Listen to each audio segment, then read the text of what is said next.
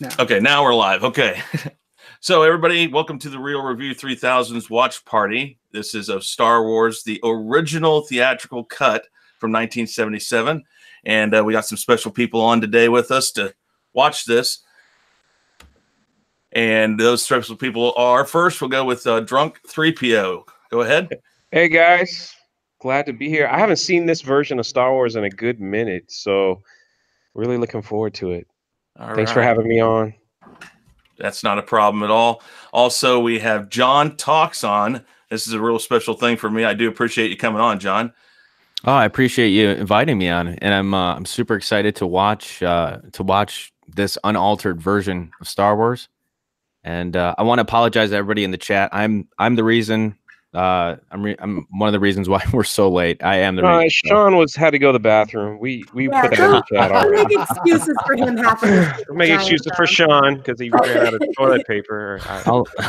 I'll use that 1-3PO. That sounds good to me. Also on here and using my avatar also, since we're in the same spot, even though people on the on Twitter don't believe that we know each other, it's Shaun Stackhouse here right next to me. Yes, it is I, Shaun Stackhouse. Chris's studio is still under construction, so he begged and pleaded to use my studio. And so we are here. I'm very, very thankful for all of you who have joined us. John, it's an honor to be on a stream with you for the very first time. And you might regret that. Oh, sorry. No, I just really, it's an honor to just be with you guys and to be invited to this. Well, quit thank making you. it weird, guys. Jesus. I know, right? And last but not least, it is Mary Mayhem. How you doing? Oh, you know me. I'm just here stirring the pot and making everybody uncomfortable. Oh, that's great. Pretty much. Okay, so are we ready to start this movie? Yeah, you say when and I'll click play, man. I'm ready to do this. I'm so excited. Shaun, I'll let you count it down. Okay. 3, 2, 1, play. Bam. Oh, listen to that gorgeous background noise. Yeah. Now you see, I was telling you earlier, Mary, about these searchlights. This was done totally different than how they do it now. Yes. It was like with paper behind paper behind paper. It was really. Dude, even the Lucasfilm limited, like even that is completely different. Oh yeah. Yeah, all of this is. And there's nothing about A New Hope in it anywhere. Yeah, I mean this is the weirdest part right here. The crawl is when you watch it, you're like, wait a minute, that doesn't have episode 4. I mean, look, it's absolutely crazy. We have a timer for the chat. Someone asked. Yeah, I'm looking at that right now. So we don't have a timer, guys. What I can do is call out. We are sitting at 53 seconds right now. You guys are in a little bit of delay, so close enough, though. Yeah, I didn't know that we needed to do that. That's my fault too. Again, a timer isn't something we have all the time anyway. I think rookies managed to get one up a couple times, but we can get everybody close enough to be on the same page, I think. Cool. Look and at again, that girl. And again, depending on what version you're watching, you're already probably in a different place than we are. Yeah. Hey, you guys remember when they dropped the HD version on TNT and y'all watched? I watched that and I'm like, this is one movie that shouldn't be in Ultra HD because you could see like thumbprints on 3PO's head and like grease marks and stuff that they didn't clean up, and you're kind of like, that's a little too much. It is interesting because when I first watched this, I saw that. I'm looking at the costumes, the plastic, and all the mold imperfections in them. Yeah. Yeah, the HD brought it out. You're just kind of like, huh. But I think it also shows that, like a movie like this, exactly how much work was put into it compared to what they do today. I mean, today it's all about and it's all about perfection. I mean, give me practical effects all day long. You know, usually besides CGI. Yeah. Oh, look at that cruiser. Yeah, look at that. That's 1977 gloriness. Right? I mean, and the way this looks, I mean, I was just excited when I got a hold of these a few years ago to see this. And it's like, oh my word. I mean, because I have them on Blu-ray and I have them on VHS and all this, but to get the original and literally what a Blu-ray quality is just crazy. Wait. There's the star. There it is. Yeah, of course. Drunk 3PO. It was actually blurry there for a second. I don't know if it was blurry on the other editions. I don't know. No, he looks good. He's nice and trim. He still got his fit. No red arm. Stupid red arm. Drunk identifies as a droid. That's fantastic. His cousin was behind him there. Yeah. Well, I don't know, man. Do droids have cousins? Like, how does that work? Droid rights. Look at all the smudges on R2. Yeah, look at all that. Yes. I mean, Lucas wanted to make this a practical universe, a used universe. So, I mean, in HD, it doesn't lose the purpose of what he was trying to go for. Yeah, man, that guy's got rosy cheeks and everything. Look I know. It's like because he was next up for Santa Claus. Uh-huh. Wow. Look at the little buttons. They're just so plasticky. Well, but the thing is it's amazing because in the original, without all the, cleanup and all that, it was hard to see these things. And now you see like the stuff behind these guys as they're coming in. It's really crazy. All right, a moment. This is the only time a stormtrooper actually shot somebody. I was just going to mention that. I was just going to say that. It is a magic bullet. In fact, most of these guys dead down there are probably shot by their friendly fire. John is just sitting in shock and awe at everything that he's seeing right now. Well, actually, I'm posting a link to Twitter right now. I'm trying. So watch this ninja move by 3PO to get through the crossfire. It's coming, folks. He's in there, and it blew up right behind him too. That was the best part. Like, just nailed it. Here he is, guys. Here he is. Dun dun. Anakin. Anakin. I'm not Anakin. I'm Darth Vader. It's Hayden Christensen. No. Oh God, no. Don't say such things. We speak not of. Oh man, I love Hayden. Love. I don't mind the guy. I just think that the sand speech he makes in all right, so it's not perfect.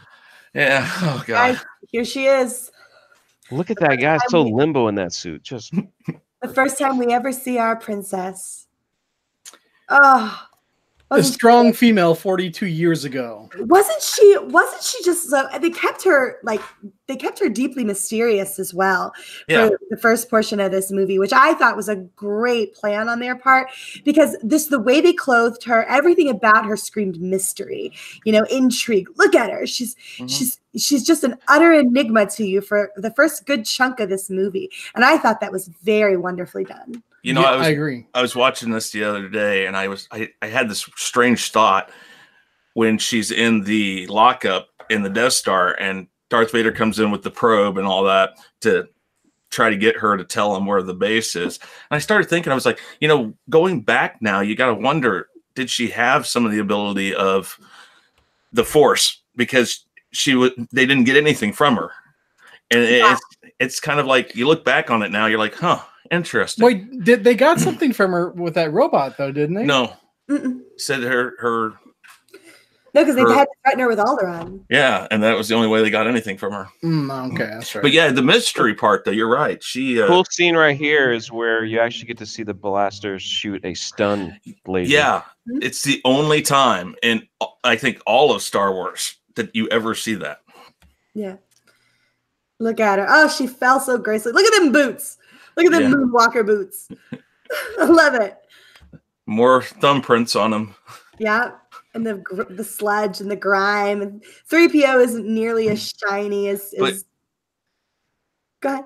I was just going to say, if you've ever watched the commentaries on this, when Lucas does talk about it, he said he spent so much time trying to get the prop handlers not to wipe down these costumes because he didn't want it to look like it was a new universe or not, like perfect. He didn't want that. So right.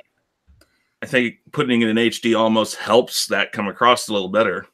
Have you guys ever seen the Blue Harvest where they're like, no, hold your breath, no life forms. You don't do the budget, Dave, or whatever he said to him. I have all three of the Family Guy trilogy for Star Wars. Yes. And that's a good story too about how they got to do that. They were doing so much parody of Star Wars that Seth MacFarlane was getting scared. He's like, well, they're going to come down on us really hard one of these days. And so he I guess he had a link or a way to get a hold of George Lucas. And so he gets a hold of George Lucas and says, hey, I just want to let you know we're big fans over here of Star Wars, but you don't mind us doing this. He's like, oh, no, I love your show. Do what you want. Literally gave him carte blanche. And that's when they did those. Yeah.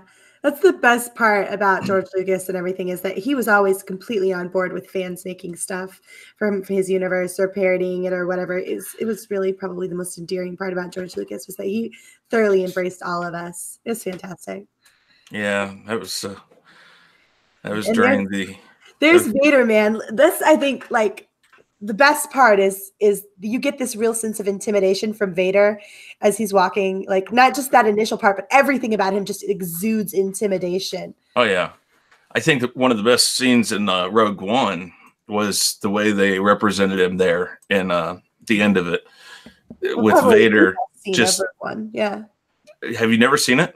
I said that was probably the best scene of Rogue One. Oh yeah, definitely. I mean, it was like, wow. I mean, I would so hope they would come out with a full Darth Vader movie. If it was like that.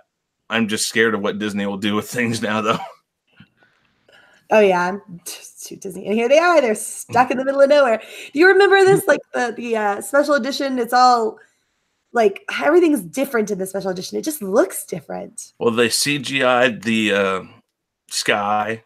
They cleaned up the sand. I mean, they did all sorts of stuff. And I don't remember C-3PO looking this rough in the new editions either. He doesn't look anywhere near this rough. There's a lot more brown to him right here. Yeah. Like, I don't remember any of this grime on him from the special editions. Not that bad. He looks Yeah, he looks pretty rough. It looks like they've been thrown out of a He's bleeding, like he's bleeding on his chest. No. Well, I think they color corrected the whole thing too, didn't they? Originally, yeah. I think with the special editions they went through, they did a lot of restructuring on how the frames were. I mean, they went through and they cleaned up everything from the bottom of the negative up, and then they went in with a lot of CGI. Lucas was not happy with this cut at all. In fact, the cut that we see here wasn't his original cut at all. The first cut, people that watched it, like Spielberg and stuff, were saying, I hope you have something something else in place, because this cannot be the movie you're going to release. Wow. Yeah, they totally fixed it in post. Like, there's actually a documentary out there, how Star Wars was fixed in post or something to that effect.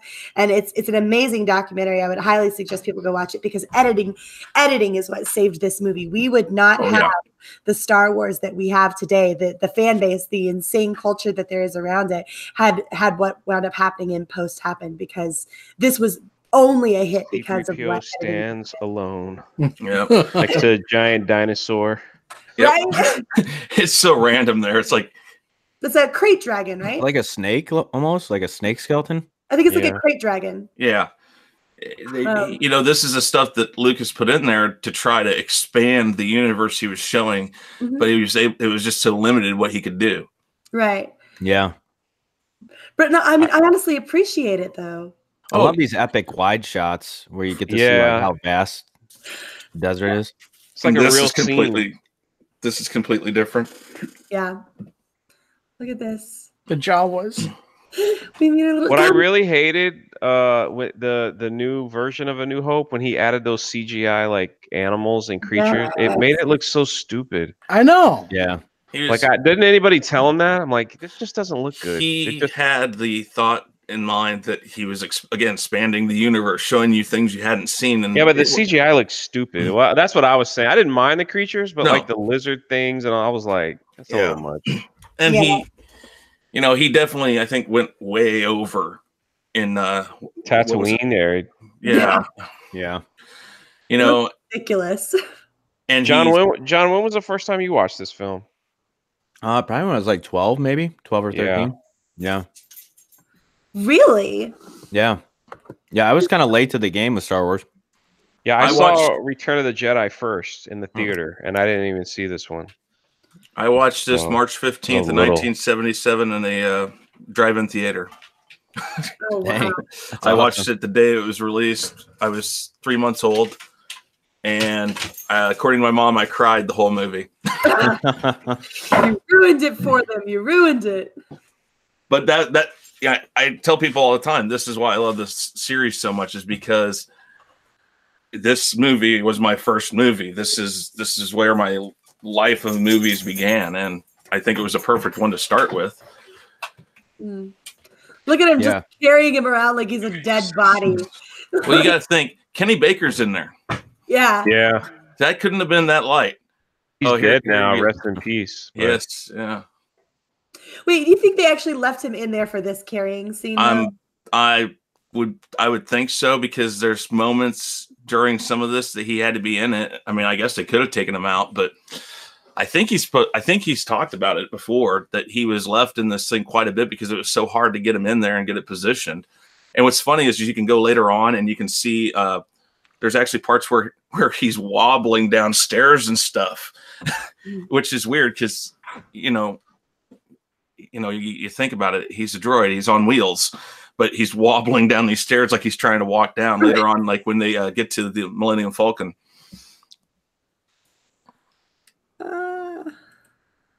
John, you actually bought a Black Angus mug? That's awesome. Yeah, I did. That's so awesome. Anyway, sorry, that was no, it's all good. Out of place. I'm just admiring the detail and everything. Yeah, it's crazy. Yeah. It's so crazy. Isn't it? Like, even the smudges on the other guy, man. And all of them. You can see where they wiped it off because it looks a little polished. Mm-hmm. And that's what Lucas said. I was constantly stopping prop handlers for going and doing it. It was like, stop! I don't want that done. Oh, the gulp droid.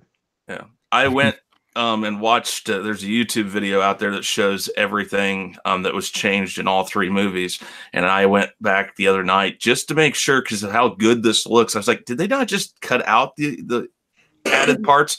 No. And I went through and no, this is all the 77 one. It's it's amazing the detail and how clean it looks. Almost creepy even. Like, it doesn't even feel this creepy when you watch the special edition versions. This has a genuine creepy feel to it in that area. Like more it's more shadows and more that last scene felt a little darker than the other on the specialized version. Yeah, look, I mean there's no extra parts here either. No dugongs hamming it up in the background. Just the one sculpture, which was good. And then this is crazy. Do you remember seeing this? That thing could barely move in the desert. It's a remote control thing that they shot. Yeah, it's a miniature, right? Yeah, and he couldn't even. It barely moved. So that was all they could get. This just proved that droids sleep right here. Yep. Said wake up. Well, they got to power. Now you're going to see 3PO as the master manipulator. You see, you never really see them manipulating people, but he knows the game. He's a secret Sith. I'm just letting you know now. It's going to be revealed in episode 9. Yeah, he's going to kill Poe, and I'm going to be so He'll come out with not Poe. I don't want him to kill Poe. I want him to kill Rey. I actually don't mind. Well, you should have seen my video I just dropped about Poe and him talking about 3PO. So. I did watch that actually. Oh, that's right.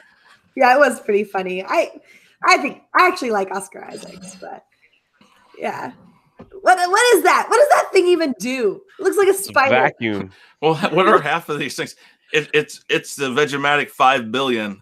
Doesn't it kind of remind you of remember in Iron Man, the one that he keeps spraying with a fire extinguisher? Oh, what did he call that one?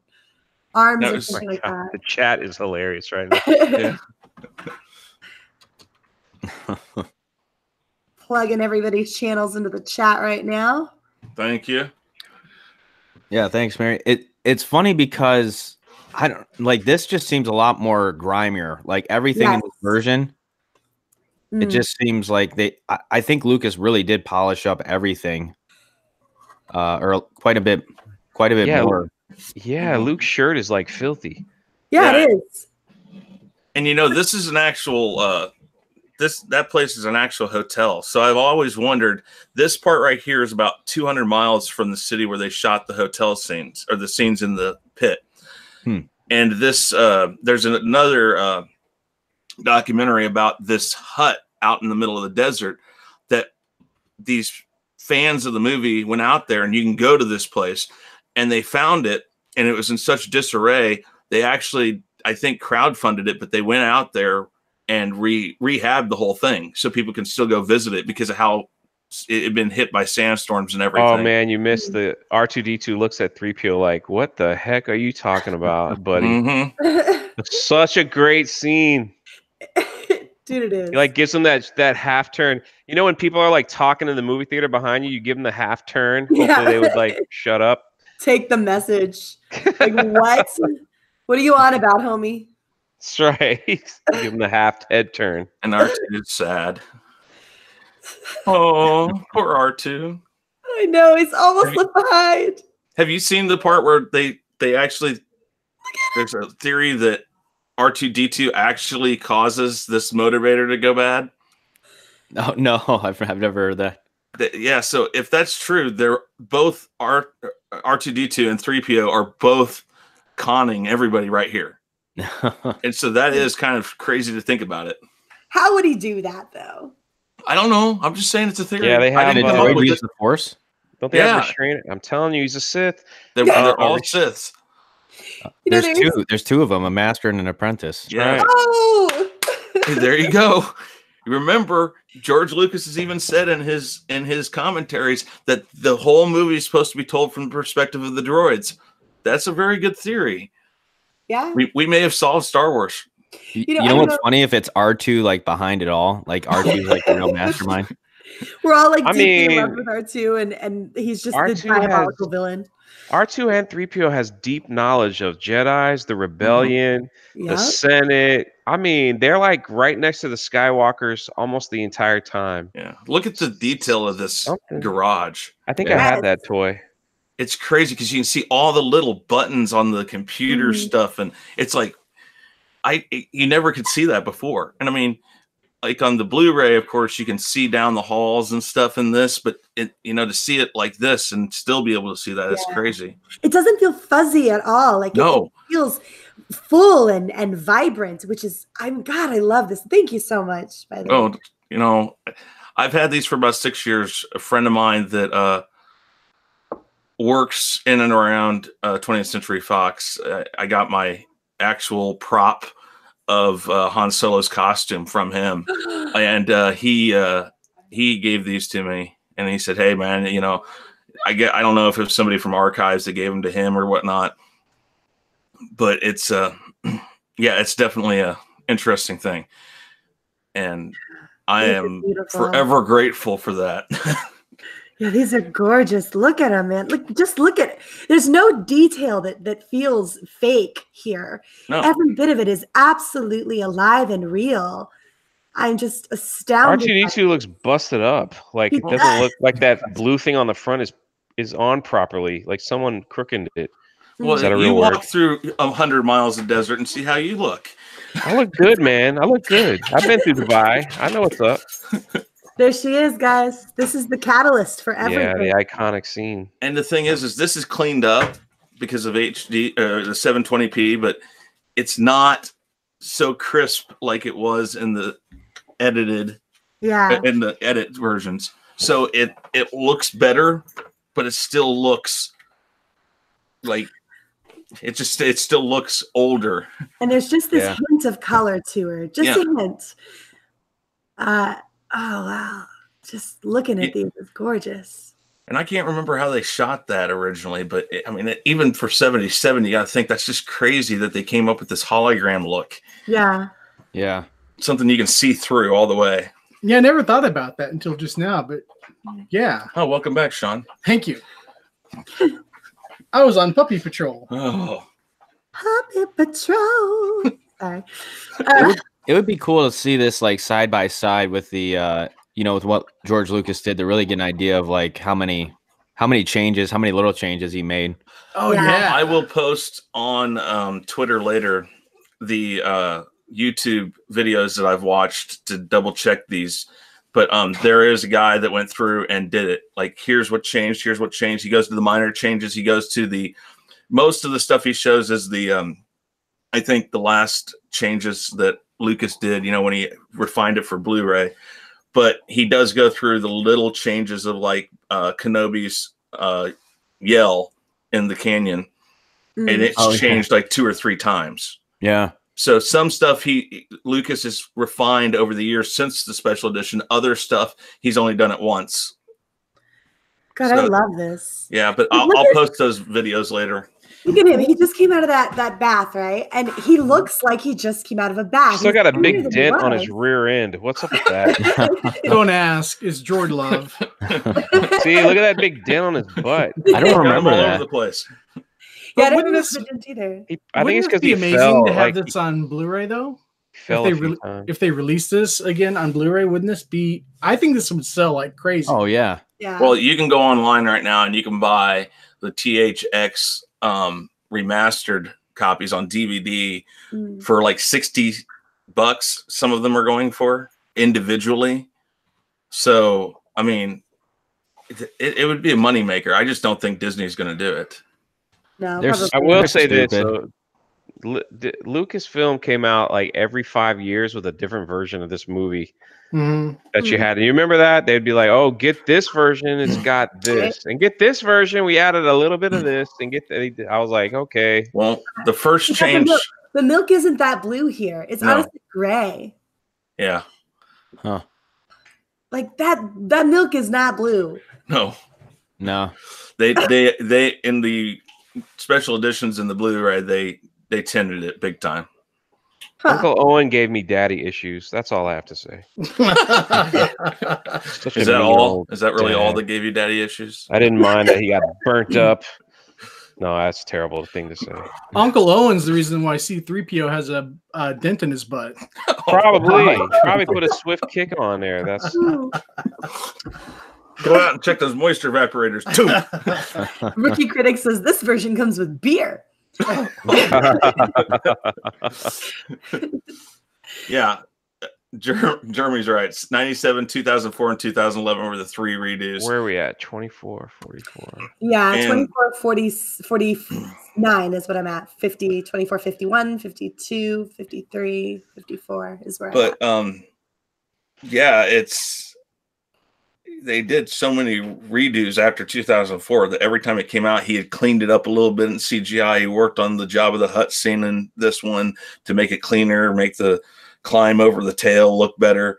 Because if you remember when this first came out with the special edition, the worst scene was probably the Han Solo scene with Jabba the Hutt because it was so jerky. I mean, is that where he stepped on his tail? Yeah, in the first copy, it was really, really jerky. And I look back and I see the original outtake that they shot with the fat guy, and I kind of look at it and I says, I don't understand why you just didn't go with Jabba the Hutt like this. Guys, I mean, can we just absorb this scene? Yes. I'm just saying, there it is, the 2 iconic sons with Luke and that grand, amazing music. And let's George Lucas clean up Mark Hamill's acne there. I think so. Look like you see everything. Like I know. Dude, this is beautiful. But let's also take a moment to acknowledge that this is the Luke Skywalker that we remember, and not the one that we saw in Episode 8. No, this is great. Like I don't think I've ever. Well, I had it on VHS before the special editions, but I'm sure I don't know if you even you remember the old VHS collection. Yeah. Oh, yeah. I had like 6 copies of it. Yeah. Yeah. So it's like the ones with like the stormtrooper on the front and the I just don't. It's crazy because I don't remember.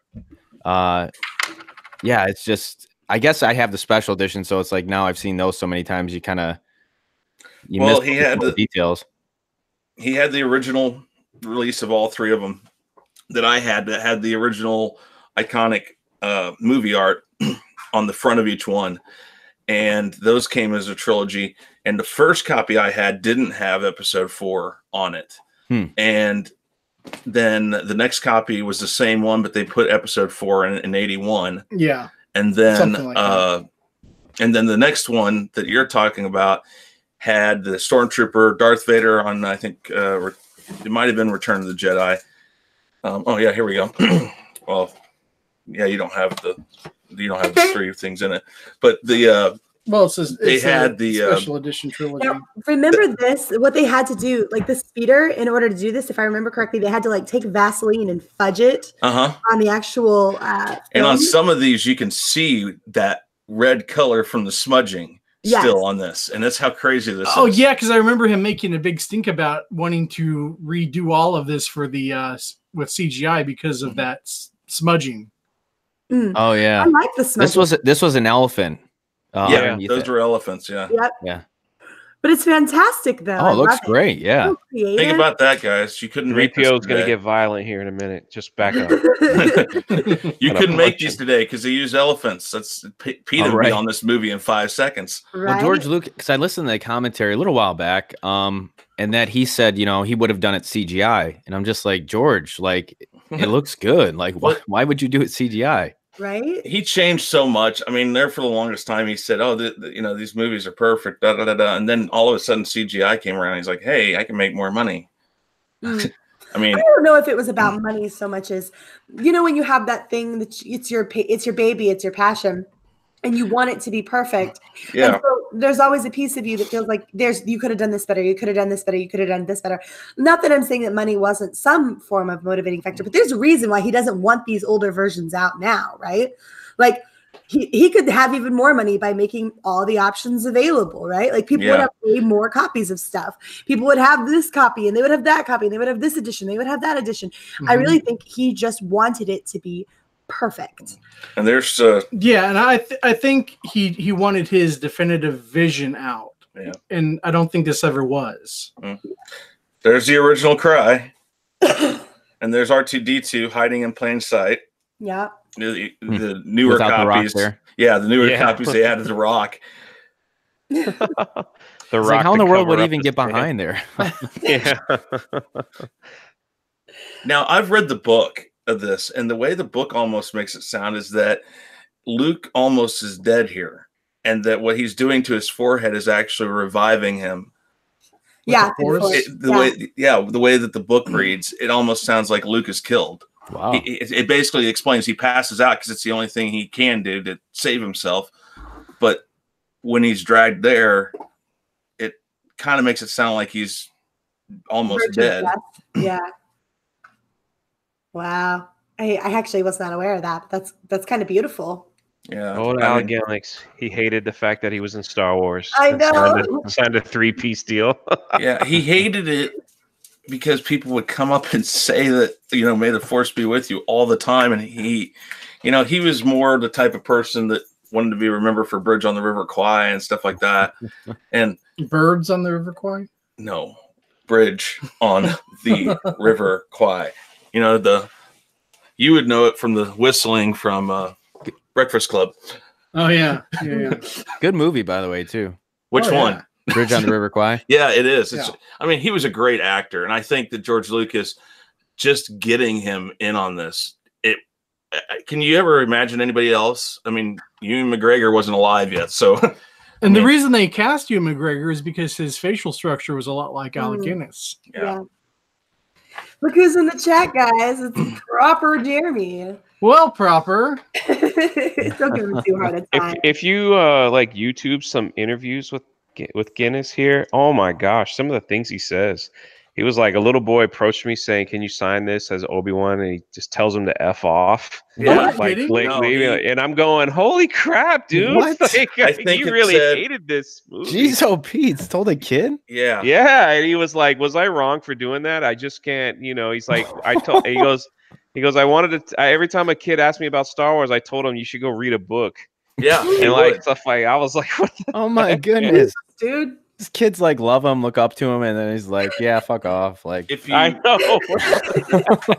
if you think about it, if you listen to like the interviews with Fisher and Hamill and Ford, they would talk about joking around on set, and he'd be sitting in his chair reading the script, trying to get into the character. I mean, that's all he would do. He didn't interact with anybody else, and he'd go in and you know, Lucas would be there and he'd do a scene and then walk back to his chair. And well, one of the interviews said that he actually rewrote this scene right here.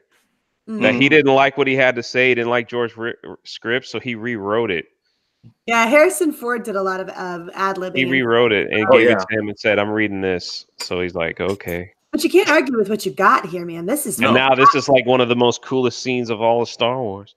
Yeah. This Well, is what's funny, again, because of the 720p, when he goes to his trunk here, you can see the trunk, and it's crazy. It's like, oh my god, I never saw the detail in it before. Because in episode 7, you know, you can see all the scroll work on it and stuff. But right here, you'll get to see a lot of that too. I mean, you'll see that it's probably more leather and stuff. Yeah. It's weird. It's just, you didn't notice that. I mean, I didn't notice it way back then. Look at the detail on the side of that. Yeah. Yeah, I will say this. Soy-based Jeremy made a good point, and yeah, I don't want to go off on a negative, but he did right before he died. He did actually have a couple of interviews where he appreciated Star Wars and understood how the magnitude was. But early on, he was just like, he hated it. Yeah, yeah. I was trying to get out of. He was trying to get out of Return of the Jedi, is what I heard. So, as I understand it, these are like glass tubes that they used here, right? They were they were some sort of sticks with photo or photo tape or something. So what they were thinking about doing is they'd be able to shine light on it to get the glow, and it failed miserably. So at the last second, I think what they did is they ended up going and hand drawing in all of that stuff. Really? Yeah, if I remember. Frame? Yeah, frame for frame. That's hand drawn. And I mean, I'd have to go back and see. There's so many different commentaries, but if you watch the original THX commentary, I think, or maybe it was the first special edition one, the commentary on there explains what they did, and there's actually video of it too. And there was a lot of sound work that had to be done because of how much plastic was being used on the set. Is that an Asian doghouse in the background? Oh, what? Right behind Asian it. doghouse. Yeah. I was like, is that an Asian doghouse? Yeah. Like, is that meant to be an oven or something? Yeah. Oh, yeah. It's a burning oven. Yeah. It's an interesting kitchen. Food on top. It's cool. Like all the little, like he's got some instruments in the back. Yeah. Like He's got a tea set on that table there. Well, you've been sitting in this place for 20 some odd years waiting. You got to find some hobbies. What is she even on top of right now? Is that a toilet bowl? Or? Things you never wanted to know about Star Wars. I think giving Luke a lightsaber was a little. Just don't hand a kid a weapon that can cut your head off. If you open it wrong. Here, kid. I think I read one time. That was a little careless of him. Yeah, I think I read sometime where I guess it says that he kind of looks right down it. Oh, and yeah. They said it could have been quick and over within 5 minutes. Just dies, falls right there, and Obi-Wan looks at him and goes like, "Well, that was too quick." Credits play then. Yeah. Dead. They dead. How old is Luke supposed to be here? 19? 19 around that. Okay. Actually, I think it was the age he actually was during the shoot, if I remember right. Him and Fisher were really young. And Fisher had a thing for Ford. Yes. And they dated, and so it was interesting. Yeah. I mean, all the interviews you can find online. I mean, it's just amazing. But yeah, I was going to say about the lightsabers with all the way they did it. It was a bunch of plastic being slapped together. So all the sound work that had to be done to take that noise out. The sound of 3PO's costume and stuff. It was so loud that they had to basically overdub everything on this. Yeah. And this wasn't no wonder he wants to do everything CGI. That's like painful. Oh, yeah. That's hours of painful work. Oh, this is my favorite scene. Darth Vader chokes somebody out during a staff meeting. We all can relate. We all been in a staff meeting where we want to choke someone out. And absolutely. Are you saying that you have your hand underneath the table trying to use it to choke somebody out? Like, work, please. In a staff meeting? Yeah, because the guy, when it's about to be over, has to raise his hand and ask the stupid question that's got to be repeated, and you got to sit there an extra 20 minutes? Yes! Yep. Choke him. Chris is actually that person. Oh, no, thanks. Yeah. Tarkin, man. How can anybody be alive and be that skinny in the face? Good Lord. He was, He was CGI even back then. I watched this though when I was watching this the other day. I watched his lips and I was like, "Wow, it looks just like the CGI version of him." I was like, "This guy was robotic." How he acted. What were you saying, John?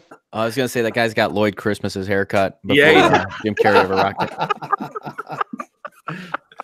That's a good observation. Here it comes. Get the staff meeting over with. Darn you! Then he makes fun of the guy's religion.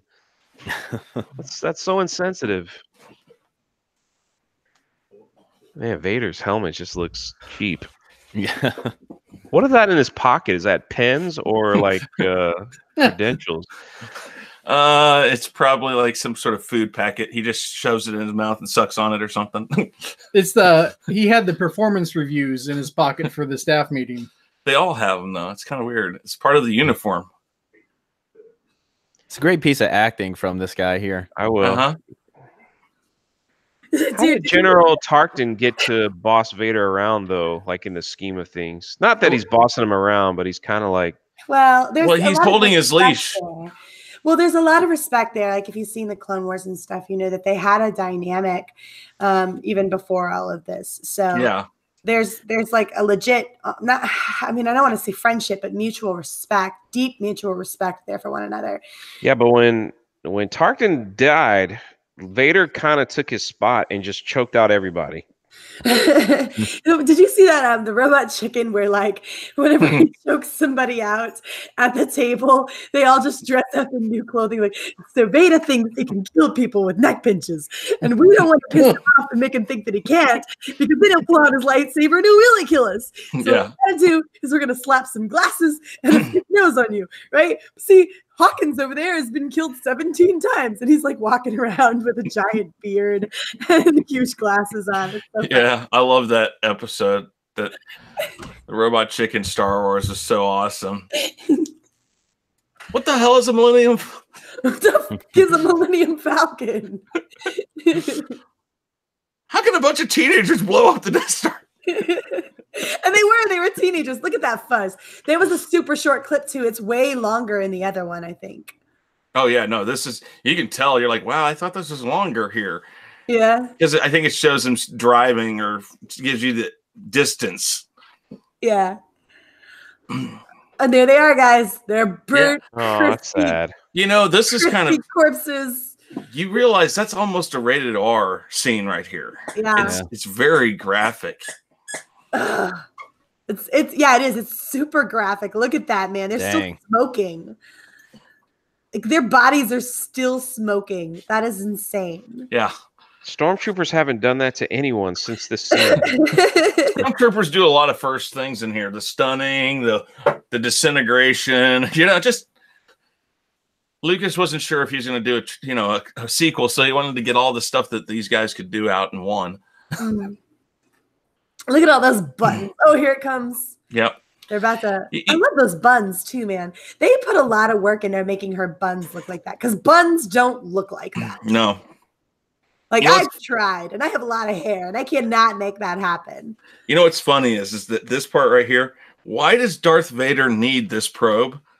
You see, they don't even give you the syringe needle with like truth serum in it. Or something. But why does he need it? He's got the Force.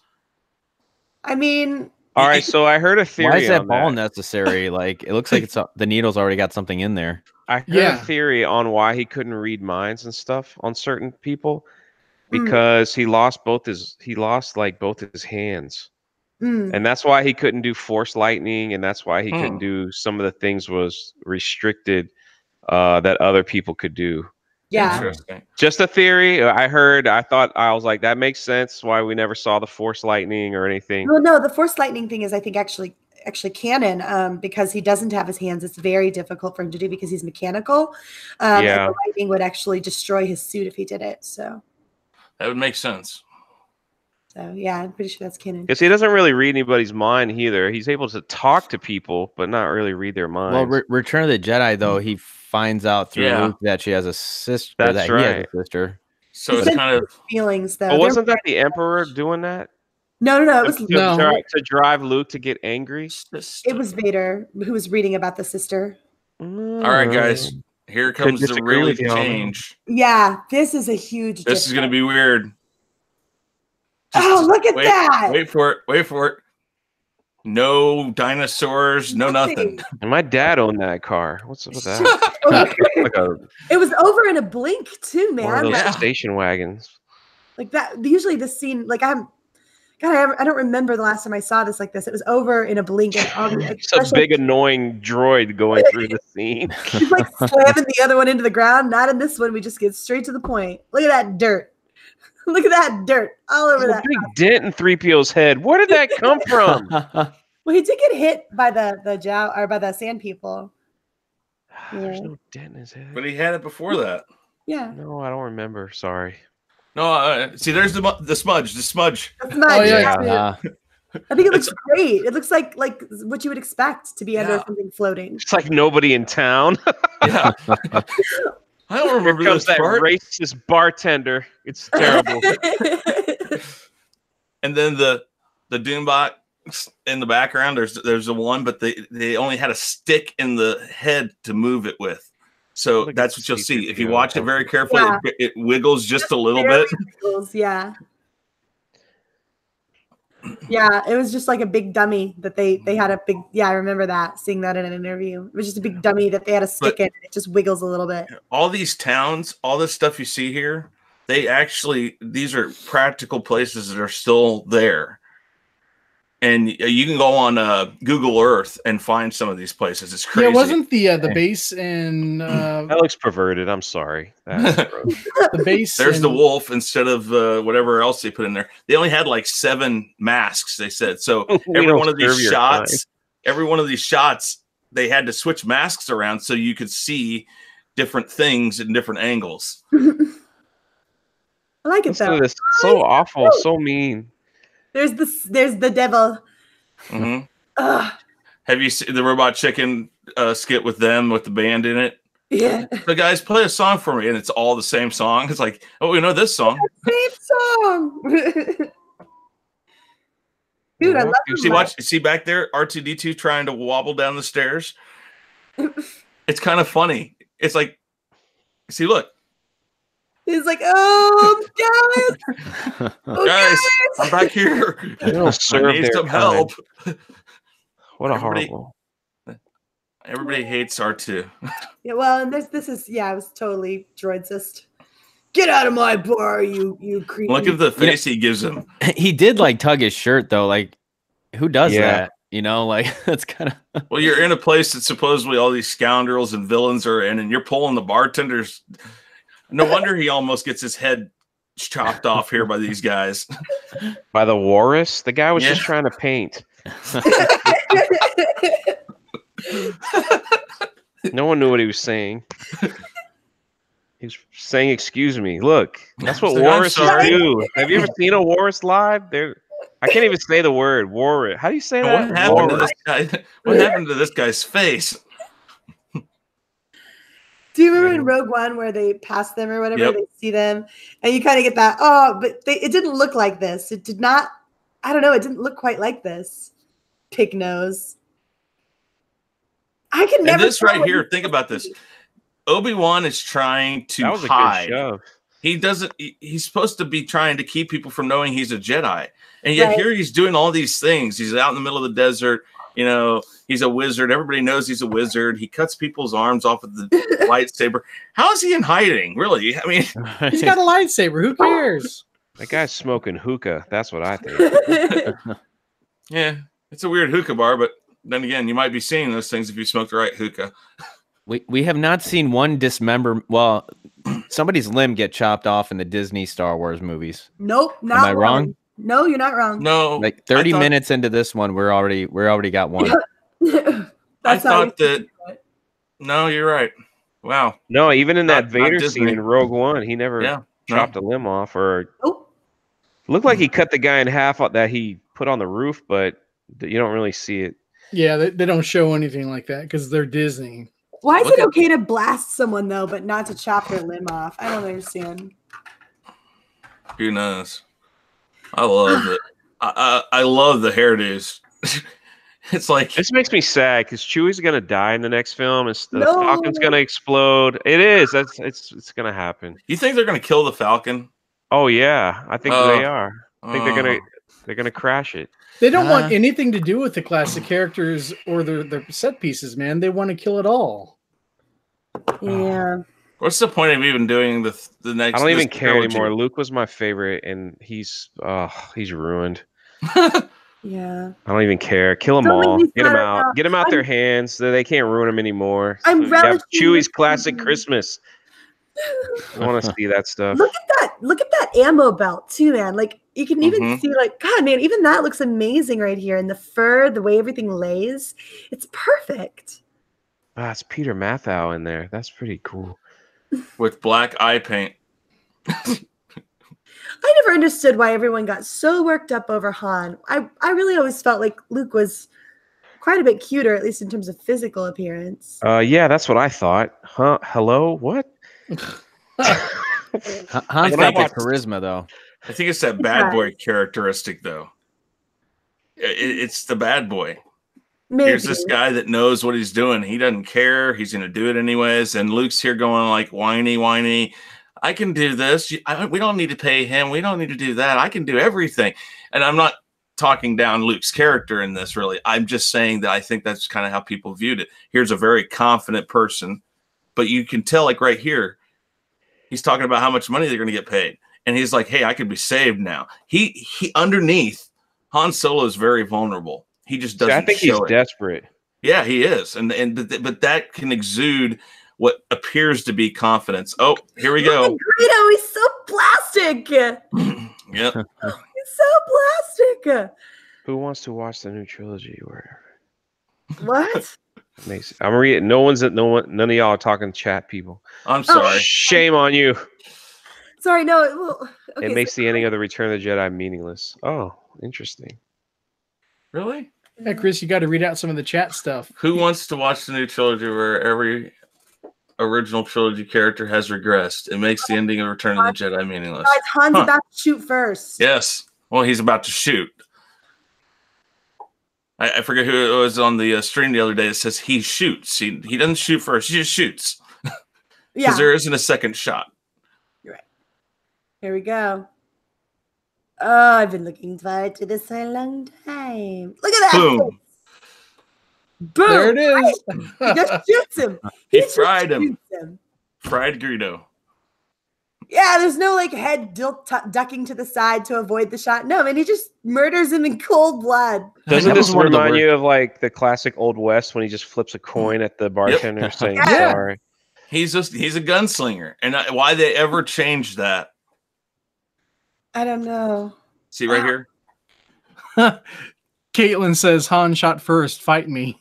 I'm not fighting Han her. was the only one who ever shot. I'd forgotten about that. Han was the only one who ever shot. Greedo. That was so. Sorry, that was so good though. I mean, it just made Han look like a badass. Like, oh yeah. That's why he's my favorite character, because like that scene right there. As a child, I saw that. I was like, yeah, shoot first and ask questions later. Right. Hard to ask questions when they're dead, though. Yeah. Well, obviously none need to be asked then.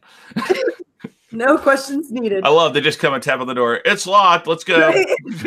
Move on. Even though we have all these equipment and all these blasters that everywhere else in this movie trilogy we can blow doors open, we're just gonna knock. Well, it lets you know that they're just regular guys in there, though. You know, like they're just guys doing their job. They What's wrong with Tweaky McTreakerson over there? Yeah, what's I've never noticed that white. It's like Mr. Game & Watch. The dude looks like he's from Dragon Ball Z. This guy here hits his nose when he's like, when the stormtroopers come, he waves them over. But I guess he didn't realize his costume's nose was that long, and he almost smacks it off his head on the next scene. Oh, it looks gross. It looks like a giant cucumber hanging off his face. Yeah. I think that scene right there is cut too. It's like shorter in this than it is in the other. I think they go farther walking, but I don't remember. Look at that. What's the deal with Snuffleupagus? It's all veiny. And that's like the only alien speak I can never do is that one. Oh, look at it. There it is, guys. Oh, I feel like a kid again right now. What a piece of junk. Oh, I feel like a kid though. There it is. There's the look at the blaster shot on it. Yeah. Look at that. And you know what's funny is you see Peter Mayhew going in there. There are so many outtakes from this movie that you can watch where he hit his head constantly doing that. And Why then is you can see R2 walking. What's I wrong? told you. It's so weird. It's funny because he's walking down Here's the where the stairs guy hits his nose. He waves him in, and he. right there. Yep. And then you can see the dice really well in this. I don't remember seeing them in the original 77. Like until they cleaned it up, you couldn't see those dice. Look at the red blaster bolts too, man. They're just red lines. Yeah, That's crazy. those are all hand drawn too. What? And that's completely different. Yeah, it is. Look at that. It's just bam up. Wow. God, look at the planet. It looks so wow. I mean, this original version is way more beautiful and closer to perfection than any of the alterations, in my opinion. I agree. I agree 100%. Yeah. I see no dice though. I think that's a Disney thing. Yeah. I didn't see any dice either. Weren't the dice put in like the special editions though? No, if you go back, you can see them there. I don't remember seeing dice until the Solo If movie. you look really quick when Chewie goes in, you can I have see to back it up. Yeah. I'll do I mean, okay. Yeah, do it later. No, I don't think no, you can it's see it fine. much. Yeah, I mean, I was just gonna say you can check later, but I'm pretty sure I just saw them in there. I'll have to And back it up later and look, yeah. I love how they like lay it out for you right here. Like he just slapped the crap out of Mark. Yeah, no, that was awesome. Slaps the shit out of him. I love this. Beautiful. Yeah. It's like I mean, driving through Michigan in a snowstorm, right there. John. yeah, Pretty much. Dude, it does. So like 2 years ago, I'm driving back from upstate New York. I'm driving home from like Long Island back home to upstate New York. And we're driving through the snowstorm. And it looked like that. It looked exactly like that. It was crazy. Here she goes, getting all sassy. Holding Vader's leash. Or Vader's leash. I love how she says foul. I recognize your foul stench. Her lack of like she was trying really hard not to use a British accent. Well, you know, that's funny because all of the Empire, Lucas specifically casted British actors. And it was to distinguish who was bad and who was good. Right. Makes sense. They And if should you have go- casted French people for the bad guys. Oh, yeah. You are being very bad. The French, they all smell. Just kidding, French people watching this show. Just a joke. Sacre bleu. Sacre bleu. So Geek in Disguise says, don't hate me. I'm not a Star Wars fan. Yeah. I appreciate the original franchise. And as a general audience member, enjoy them. My brothers are huge fans. My oldest son is a huge fan, but I hate the new movies except Rogue One. I think we can all agree we hate the new movies. Nah, respect. Respect.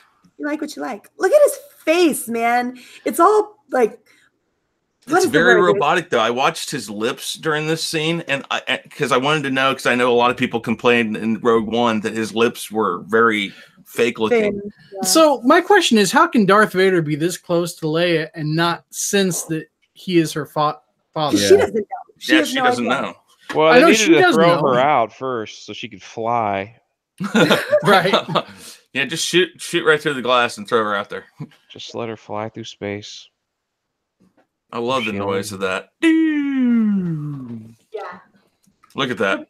Alderaan, no. No. Wait, we all love Look at the explosion. You can tell how. Wow. Oh, just. Oh, here's the Boy, training. boy, that looked Look like at it. crap.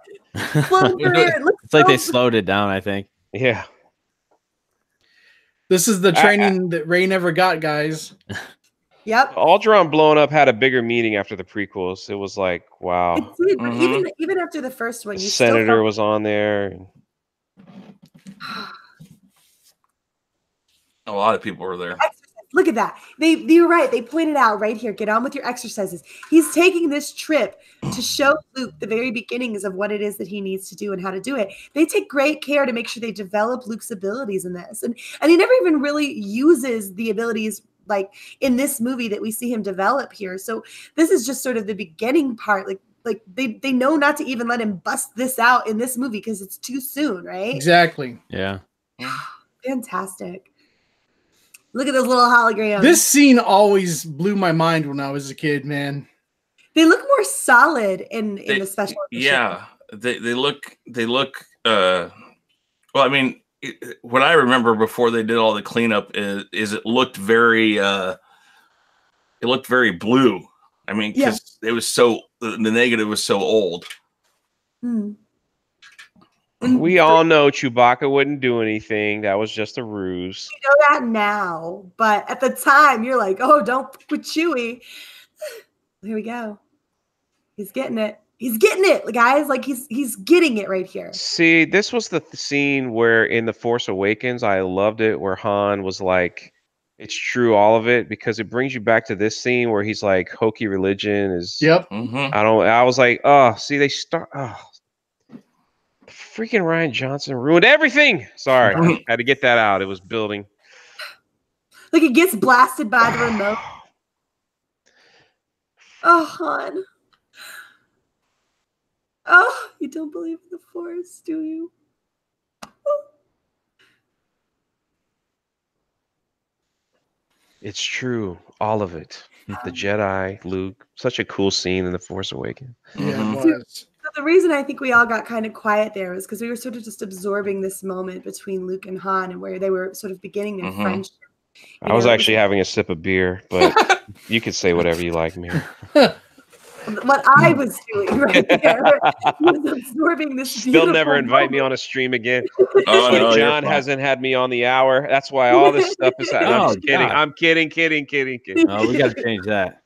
Why in the world would he have a mask, like a helmet that you can't see through? Exactly. It's for the nuclear testing in space. That way you don't get blinded from the nuclear blast. I'm not making excuses. This is cool though. Like it is cool. You can see, like he was so careful with this to make sure. They sold that as a toy, a blast shield and like a little training ball that you set up and. Good against the living, that's something else. Look at his cocky face. Yeah. You son of a bitch. But George did get a good set of characters that changed the dialogue to make it better because some of the most iconic lines were changed from the original script. Yeah. Even like in Empire where they said, I love you, I know, that they said that was all ad-libbed. Yeah.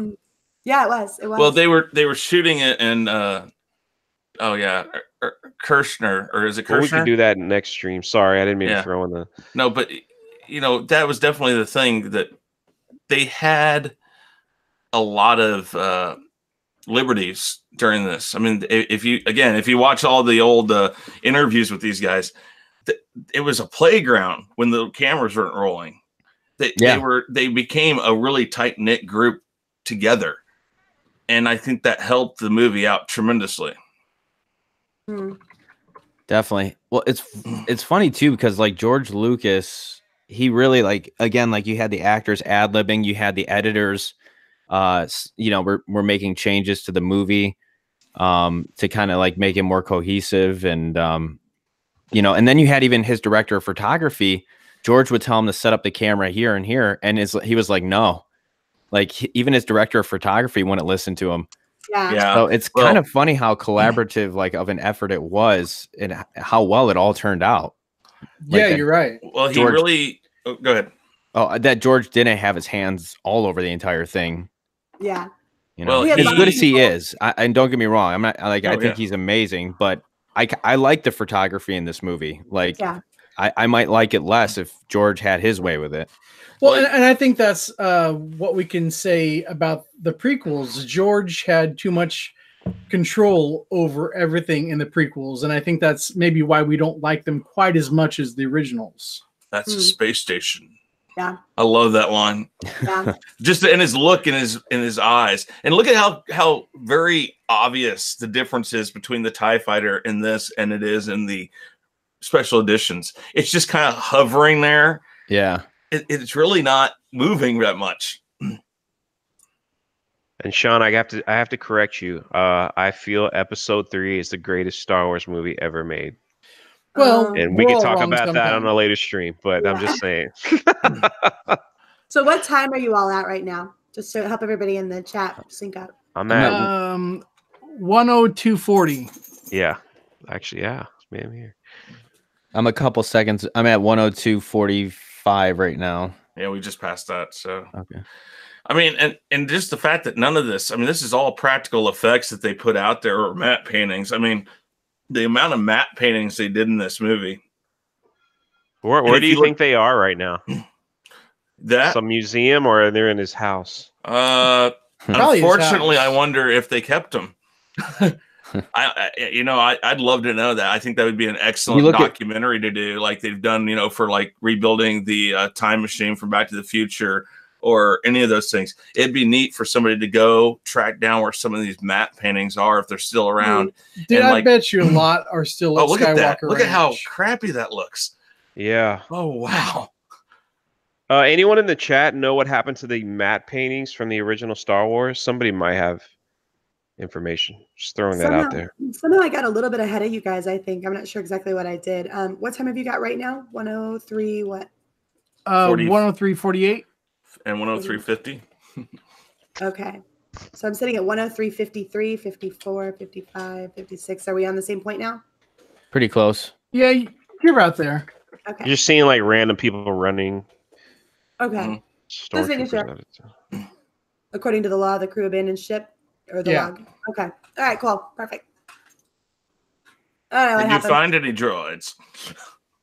Look, Vader's like patch is not lit up on his chest. Yeah. Nope, it's not. Wow. He's having electrical problems. It's like green. It is. It's like, Well, he has a green and a red. Yeah, he's got to Green get back to plugging his batteries. iPhone charger's going. He's having electoral dysfunction. Caitlin says, what time was that again? Hold Or on. what was Go the time back. again? We're at 104:42. Okay. They're coming up from the panels. Talking about. This is like the only time you actually see him ever in the original trilogy even show that he was a smuggler. Yeah. But they do make it a point to show it. Yeah, and I think that's something that the new ones are missing is the point of showing. Yes. Yeah, show don't tell. Purpose. Chris, you are 100% correct. That is my biggest issue is the attention to detail is lost. Yep. And, like I've said in the past that the prequels drive me nuts because Lucas was very poignant about these original movies that he didn't want to put exposition in there. You had to see it in the movie to know what was going on. And whatever was shown you, you had to go with. You didn't have anything else. Nothing else was given to you to know, oh, look, these droids, what are these droids doing? You were thrown right into the mix immediately. Right. And then the prequels came out and he just threw exposition up everywhere. Well, this made you feel like you were a part of the world, like you were legitimately there and involved because you had to be. But yeah, you did. You had to be because this was all stuff that was going on, not being said. You couldn't tell it. You had to be in the moment with them. Well, you watch it. All these people, they're actors, but you don't feel like that. You feel like this is their normal job. This is what they do every day. That they're showing us this communicator is broken right here. He's like, oh, like I mean, we totally understood that. Yeah, exactly. Yeah. Just chuck them across the room. There's a Chewy smash. So obviously, it's not the uniform that makes stormtroopers a bad shot. They are specifically hired and tested, and as long as they have a horrible shot, they can become stormtroopers. Well, it's the clones. The clones are all bad shots. Well, these aren't clones, though. These weren't clones by this time. Yeah, the clones were. Are you sure about that? I thought that were all clones. I thought they were clones. No, I don't. No, not by this time, because the clones were like a means to get where the Emperor wanted to get. It was a means because to even Kylo Ren mentions clones using the clone army. Well, in The Force Awakens. it was a concept that was possible because they were well aware of the Clone Wars, right? And a clone army was possible. Wow, look at those graphics. Wow. At this point, the Empire had grown so vast that it didn't make any sense to them to keep paying to make clones when they could just recruit people. Like, just for the same reason we saw Han Solo, like, as much as nobody wants to acknowledge that movie, he was inducted into the war, right? He was in the war. They had regular soldiers at this point. Okay. So I didn't mind Solo. I'm just saying. It wasn't the worst thing ever. I don't like the way that they did. I mean, it was never 100% fully given a backstory.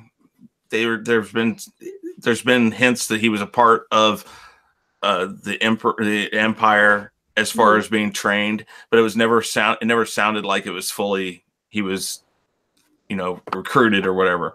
Right. But I like the movie overall. I think it gives a very good story to why he is the way he is in this movie. I don't need it. It was dumb. I'm not saying it was the worst thing ever. It wasn't the worst thing ever. It just I didn't need it or want it. I just don't think we needed to see where he came from. We have enough of that in this movie. Yeah. There's something about an element of mystery too. Yeah. Go, John, go. Acting the hell out of this right now. He's like, oh no, look at his face. He's just acting the hell out of this right now. He else changes his mind. Han's like, F this, I ain't moving. So all he needs is a magazine. Like, all he needs right now is a magazine. Look at those lovely boots. I think I saw some of those in Saturday Night Fever. Yeah. Look at this. She's rich. Oh. Chewie knows exactly. He's like, don't listen to him. They're making eye contact. He just made eye contact with Chewie right there. He was like, oh man. Oh man. 3PO's like in almost every shot in this movie. I didn't really notice that. He's the Sith Lord. You're right. You've chosen well. He's learning everything. Yes. Oh, these? Here you go. Yeah, right? Pull those out of nowhere. Here you go, man. Chewie's like, I will bust you up. Yeah, but this also brings a little more relevancy why he didn't want to put the chains on, because the Wookiees were slaves that helped build half this stuff. Yep. After the Battle of Kashyyyk. The Battle of Kashyyyk, yeah. He just you see right there, dink. R2 with the headrest or an armrest. You can hear the plastic sound. That's the funny thing. Yeah. Where's he going? I don't know. There's no way he's getting over that lip. Exactly. It's like, hey, look at the water fountains. They do have water fountains. What are those tubes coming out of the wall for? Oxygen. Oh, you guys know anything? No. There's the pit, the infamous pit in every Star Wars movie. Itty Bird says clones are expensive. When the Empire consolidated its grip on the galaxy, they got conscript from regular people. Did you see Chewie checking out that black droid that walked by? He was looking her up. Yeah, man. he's still doing it, man. He's looking at all these people walking past him like, I'm gonna do that, and I'm gonna do that, and I'm gonna do that. I am indiscriminate. Hey man, Wookiees need love too. Ando Chewie. Well, I ain't go all that far. We need to reel this thing. Here they go. See, you can tell they're not all the same height exactly. Like, yeah, these are just regular people. Yeah. Well, like the comment Leia makes when they get up to her, you're a bit short for a stormtrooper, aren't you? True. But Mark Hamill is short. He is. He's a pretty short guy, which is fine. I mean, like, he's a sweetheart. I mean, if you're into that type of thing. This is not going to work. Why didn't you say so beforehand? I did say so beforehand. Right? Here we go. These guys, they know something's up. They just know immediately. It's like, good Lord, he is short. Comes the other racist comment when they call Chewbacca a thing. Yeah. How dare they? Thing.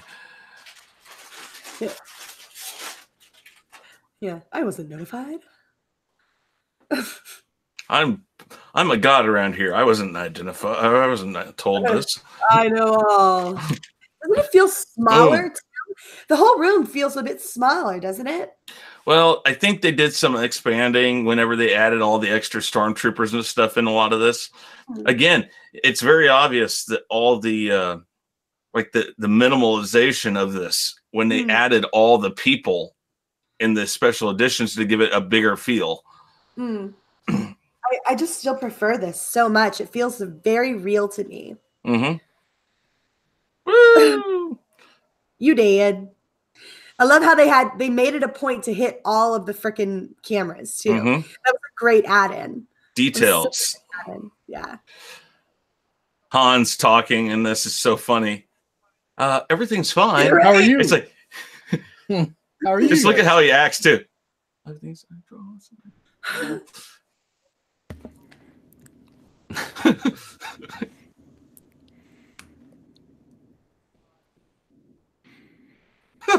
Look at his face. How are you? Cringe face. What's Chewbacca doing? He's just like looking at something. I think He's macking out. It's like He's he's stretching his back a little bit. I think he ingested some shrooms. He didn't even look when Han shot the thing. He just kept looking around like, It's like, I don't care. typical day with Han Solo. How could you sleep on that? I don't know. I always used to wonder that. Like, doesn't it just look like a metal casing? Like, you're not getting any rest on that. Oh, look at that. He's like, damn, I've got a hot sister. Oh, she was the love of my life for my first 14 years of life. Yeah, she's so beautiful. Maybe you shouldn't have admitted that on live stream, but okay. Yeah. Hey, listen, there's no shame in admitting Carrie Fisher was hot.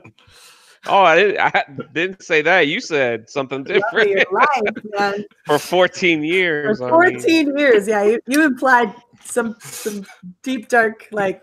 Didn't say she wasn't hot. And he didn't say the first 14 years. That's right. I thought that was implied, but okay. Next time I shall remember to be more specific in my crazy thought. There we go. They know. They know what's up, y'all. It's going down. Look at the light on his finger there. The light literally reflected off of his hand there for a second. Look at that. What's the little ball in the middle for? It looks like the one they used to. It's a conference comm. Okay. So when they got to talk to the Emperor, it's like they bring him up. He does a little video that shows up. I have a book all about the Death Star. It's so sad. I used to have one of those. Read it like 8 times. Look at the perfect size of that hole for them to come through. Yep. The fact that worked is so stupid. Like that should not be that big size of a hole right there. Look at how thick it is. They don't even move the guy. They just step over him. Just leave Billy there. He's all right. Bill's dead. Just step over him. Oh. Was that Bill or is that Bob? I don't know. No, we're good. And like right here, she takes control of the situation. Yep. I mean, how strong of a character is she? She's got all these dudes around her, and she takes it over and says, "Screw all of you. We're going to do this." You guys are jackasses. I got this. Kind of changed the scene in the cartoon, but just a little. Just a little. Oh, 3PO's losing it. 3PO's going to manipulate people again. Why did they not use him like that in other seats? Oh, I don't know. I don't know. He does a great job. Such a great manipulation. He's not the worry wart that everybody says. Yeah, check her out, man. There she goes. She just jacks his gun and handles business. Tell me that's not a strong, empowered female. Kiss my butt. She's a badass in this. And to think she's young. I mean, so this is a young female who's showing them all up. Yep. She's got this on lock. Among all of this male toxicity. Chewbacca, the biggest one of all, doesn't want to go down the chute. I wouldn't want to go in the garbage chute either. I don't know. I don't want to do this. Probably after this scene, Mark Hamill actually in this compactor scene almost almost died. He busted a blood vessel doing this In because his he thought he eye. would try to be like Han Solo or like Harrison Ford, right? Because Harrison Ford was always ad-libbing and doing his thing, and so Mark's all trying to figure out how to add his own thing to this, right? So he wants to do a really good job, and he's like, "Yeah, I'll just hold my breath and like really myself while I'm down there." Instead, he busts a blood vessel, and they have to shoot this with like red lighting, so you can't tell his face is all jacked up. Wow. Mhm. Yeah. You know, if laser bolts bounce off that wall, why didn't they make everything out of that material? Right.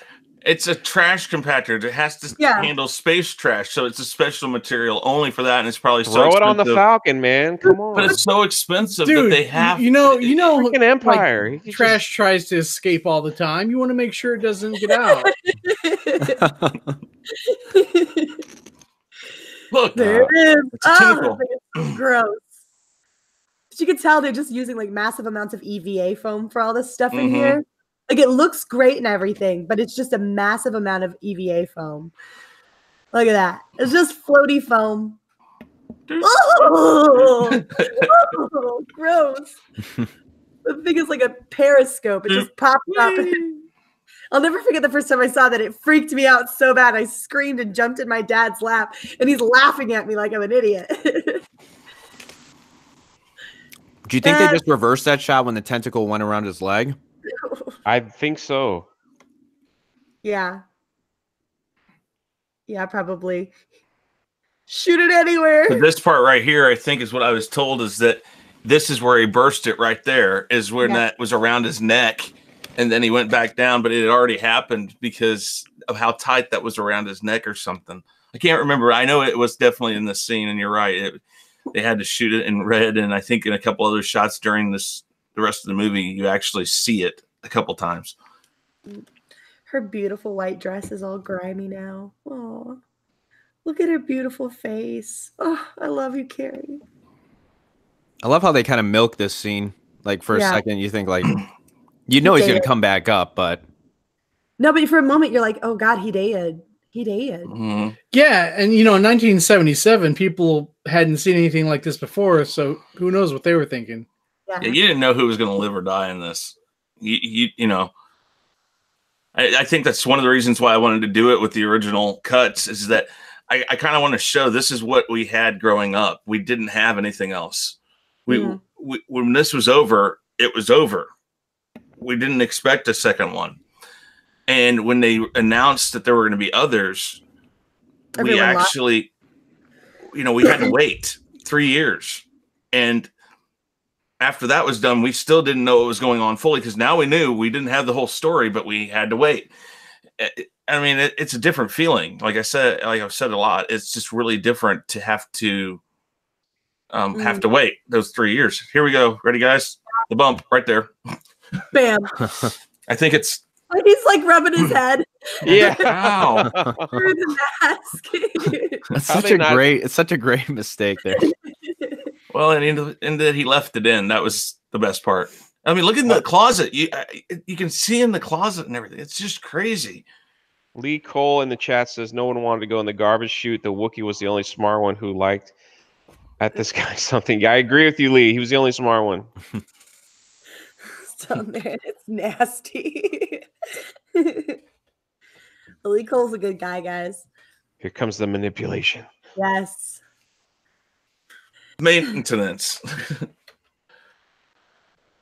Oh, yeah. You know what's funny is all the scenes that Kenny Baker and oh yeah, now I can't Anthony Daniels had, they hated each other.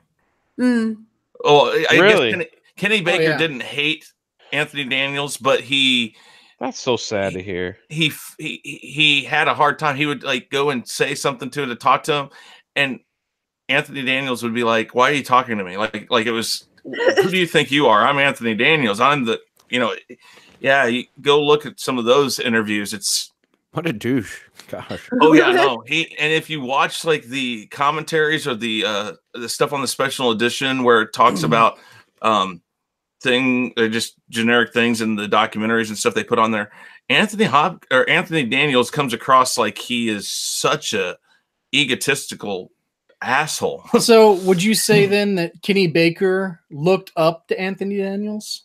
Mm. You can see Luke getting crushed here, man. Like you can see Eric. This is if you think about what it's meant to.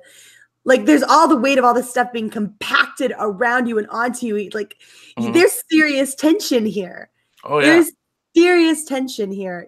I remember the first time I saw this, I was bouncing up and down, like losing my mind. Like they're gonna die, they're gonna die, they're gonna die. We gonna die. It was just God, it was such a suspenseful moment for me the first time I saw it. And then when they all like screaming and you're with them and you're like, yes. And then 3PO. He's like they're dying. Oh, it wasn't so great. What does he say? Curse my circuits? Curse my metal body. Yeah, it wasn't fast enough. Yay. Indy Bird says that's why old movies work. The sequel came based on the merits of the original. Compare that to the step ups for the sequels during modern movies. The new Predator movie ended with an Iron Man suit. Yeah. Now it's all about like, oh well, this wasn't that great, but next time, man. Yeah. Dragon Ball Z. God, like, why can't they get a Predator movie right from the? First one was amazing. The second one I didn't mind. Sorry, we're on the wrong movie, but still, I was like, you gotta hand it to Rogue One though. It was a really great callback to this right here. Yeah. Yes. Getting that stuff, it's just in the middle of this thing, in the middle of nowhere, right? There's this huge giant pit. It was a great callback to this. I really loved it. I thought that was a good scene from Rogue One was done so well as far as the story. The characters, maybe not so much, but I guess since they're going to die. Yeah, I don't remember any of the characters, but I remember the story. But I don't think the characters were really the important part of that. I think that's what's funny is Disney worked so much on the story of that. What'd be interesting is if somebody spliced Rogue One together with this. Like mixed and matched it. Yeah, you show because they're kind of parts are happening at the same time. Well, no, because it happens right at the very beginning, before when Vader at the very end of the movie. That's at the very beginning of this movie. Oh, right before this. But it'd still be interesting to splice them together, or show them. I mean, that'd be nice to do. The trilogy, the prequels, and then that Rogue One, and then these. Dude, you have to wonder. He's like using the Force here, right? He has to be. To be like not seen because they're right there and there's nowhere for him to go. Well, he throws his hand and makes a sound come from in the background here. Yeah. See? Yeah. Go for it, Obi-Wan. And they turn around so they have no peripheral vision. Yeah. I don't even know what their dialogue was. It was little. They're just talking about a speeder or something like that. Yeah. Like shop talk. What's funny though is think about it. The Empire is looking for the absolute worst soldiers in the galaxy. That must be on their posters. We want the absolute worst soldiers in the galaxy. Do you have poor peripheral vision? Do you have flat feet? Can you not shoot a damn thing? Come be a part of the Empire. We want you. There's good benefits. Yeah, dental. Jinx. Do you like to be force choked? Are you comfortable with leaving your family with nothing Okay, left? here's the other thing where he runs into the room with only that many. It was that jump to the side that always got me. Like that felt real. Like, oh, he's just taking off here. Oh, he used to be able to run, man. Harrison Ford was known to have horrible back issues. All throughout Indiana Jones movies and stuff. It has plagued him. Actually, I think that it's Raiders of the Lost Ark, he ended up throwing it out really badly, and they ended up having to do a couple stunt double shots for his actual scenes. Temple too. Temple was really bad. But then he went and got an exploratory surgery, I think, that he said really helped out. So Caitlin says, I'm always on a different scene, but that's probably because I've got the 2000 version. What's the time? Yeah. Yeah, so right now we're at 126.03, 4, 5, 6, 7, 8. So 126 in 10 seconds. But you're right. We are probably going to wind up having the scene we're watching is where Luke is throwing his cable across the gap. And doesn't he get it tangled up and she has to fix it? No, you're that was the cartoon. Sorry. You're thinking of something ridiculous. I'm going to take a second here, guys, to do a shameless plug for everybody that is watching. If you're not a subscriber of my channel, please do subscribe, because I'll be giving away the winner's choice of either any one of the Star Wars movies or any one of the series, a full season of it, to one of my subscribers after this. So if you guys are watching and you're interested, by all means, please make sure you're subscribed. Sorry, shameless plug. And make sure no shameless. Make sure you subscribe to all of our wonderful guests as well. Everybody. Are you kidding me? When I'm on John's stream, I plug my crap and he don't care. So that's what. Yeah, I tell everybody, go ahead, spam the chat. You can plug your channel. I don't care. It's like 500 people in there, and I'm like, and I'll hear him. 3PO's spamming my chat. I'm like, well, till he kicks me out. That's what's gonna happen. No, I encourage it.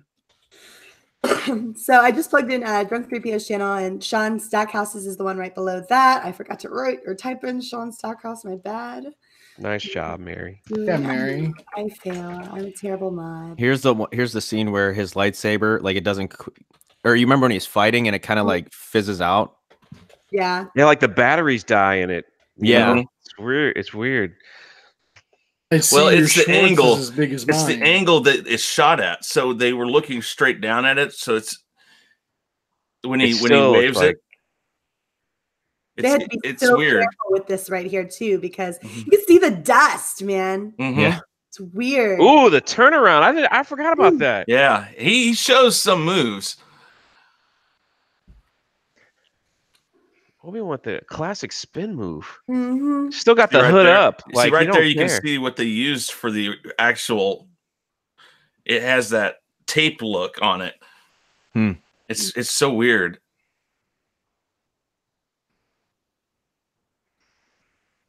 God, it's just gorgeous though. Look at this. The way it sort of flickers back and forth between thin and wide. That's cool. Well, it shows that. Okay, so they're supposed to build their own lightsabers. So the different crystals you would put in it, they all would have different stabilities. If I remember right, they say blue or green is the most stable. Red is it's not as stable, but it can be held stable. But the purple one that Mace Windu has is supposedly one of the hardest crystals to come by and the least stable of them all. So I read a different theory on that in my lightsaber book. It's a combination of the red and blue crystals. Okay. So there's power. I don't know if I'm just saying. No, there's if a it's lot in of your Star book. Wars books in there. Yeah, I mean, I believe it's the canon is now that the color, now at least the canon is that the color takes on the nature of the person wielding it when they first create the lightsaber. Well, blue is guardians, and green is supposed to have been counselors. Yes. And then purple were people that could. Oh no! Sorry, we got quiet. Here comes the scene. Yeah, here it is. Oh. and you see, Luke doesn't understand what's going on here. It's like None of us do, actually, at this point. Well, no, and you find out that he is. All he's doing is he knows he's in a better off position to help Luke. Yeah, but we don't know that. First time I seeing know. the film, we're like, but Vader stepping on the robe really helped us to understand, like, okay, he wants to know what happened to his body. Yeah. Good stuff. That was attention to detail. Wasn't lazy writing. No. Have Vader step on the robe. Well, that's like I said, and they did this on a gimbal. That part right there is a gimbal that that the model was on. And they couldn't figure out how to get him out because he was brought in by the tractor beam straight forward. And they're like, how do we get him out? Because his thrusters are on the back. How do you do this? And Lucas just said, you back it up. I mean, that was literally the answer he had. He's like, well, you just back it up. And so they backed it up. So apparently when you're sad, you bring somebody a warm blanket. Yes.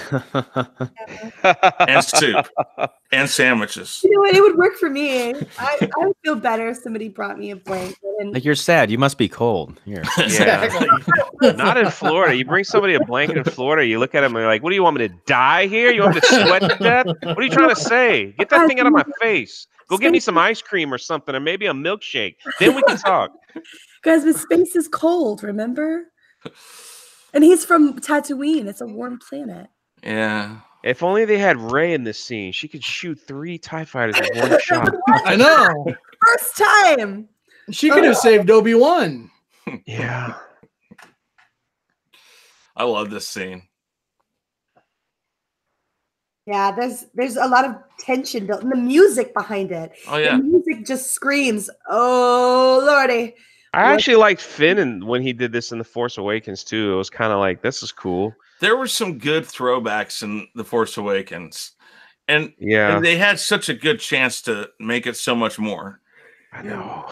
Look, it's an Atari 2600. Yeah. It's Commodore 64. See, today, if you were to do a parody of this scene, it'd have like score points come up on there. Doot, doot, doot. Uh-oh. Did you guys ever play the very first Star Wars arcade game where you got yes. just like black with white Yes. lines? Oh. Yeah. It was so But cool. I think our imagination was so much more. We felt this. Oh yeah, exactly. It this. was awesome. And it's like, Look at dude, this is still blowing my mind how amazing this looks. I know, right? Yeah. Even these reaction shots with like when Leia's like looking and like it just adds so much more to the scene. Like you're really buying into like they're in immediate danger. yeah. In the chat, is John dead? Just John talking. Can you hear me? Yeah, we can. Yes, we can hear you. Poor John. No, guys, he's comatose from the amazing quality of these. Yeah, it's true. Movies. Like, oh, he got one to get in. We're about to win, guys. Sort of, only not, because tracking devices. Boom. Bam. And the explosions in this were very practical looking. Yep. Compared to the CGI. I mean, they did this, I've seen the documentaries where they would be driving trucks and throwing, explosives at the Death Star. 3PO. Yeah. 3PO is all tangled. Always in trouble. That clever little droid. I love how they made this make sense here, though, that they let them get away. This was a strategic maneuver on their part. This was great storytelling. Mm-hmm. Fantastic storytelling. So they sent 4 TIE fighters. Like, if they can't get past 4 TIE fighters, this ain't worth it. So sometimes I amaze even myself. You idiot.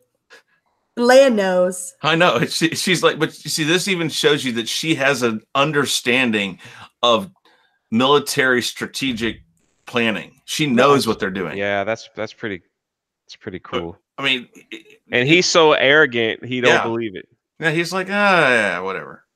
And there's not a whole lot she can do. She's on his ship, Like, Well, he's clearly an arrogant tow rag. She's not going to convince him to try to stop and take the tracker off. Like, she's just doing her best to get this stuff back to the rebellion as quickly as possible because she's stuck in this situation and she's all she has. So at least she's not on the Death Star anymore. She's clearly picked. I mean, did he ever find that tracker? I don't think so. That's another thing you got to think. Well, I don't know. They don't ever really bring it back. But I was going to say to what Mary was saying, I think actually she's not worried about the tracker at all. She knows that all it's doing is if they can find a weakness in the R2 unit, that's going to bring them to where the rebels are, making it easier for them to attack it and try to destroy it. I think she sees that it's just as much a chance that she'll have what she needs as much as it's helping them. I think, again, it's strategy. She knows what they're doing, so she's prepared for it. Well, she doesn't know what kind of weakness they're going to find. Well, no, but if they find one, this is the best way to attack, is them come to... Awful risk, though. Like, it's a risk if there's no real weakness. No, but isn't that what this is all about? The rebels are the underdogs anyways. Everything's a risk. The Mayan temples. Yeah. Oh, wow. I don't remember that shot at all. Oh, yeah. But it's very, yeah. Wow, that was cool. Look at these Pretty amazing. little scooters. No, I don't need to walk. I'll just go way slower to sit on this little buggy. It would have been funny had they had people walking by them as they're driving. See, here they get help. There he goes, wobbling again. Wobbling along. What the heck? Plugging him in. Turn him on. I mean, never mind. Look at it. Look at how slow it comes up.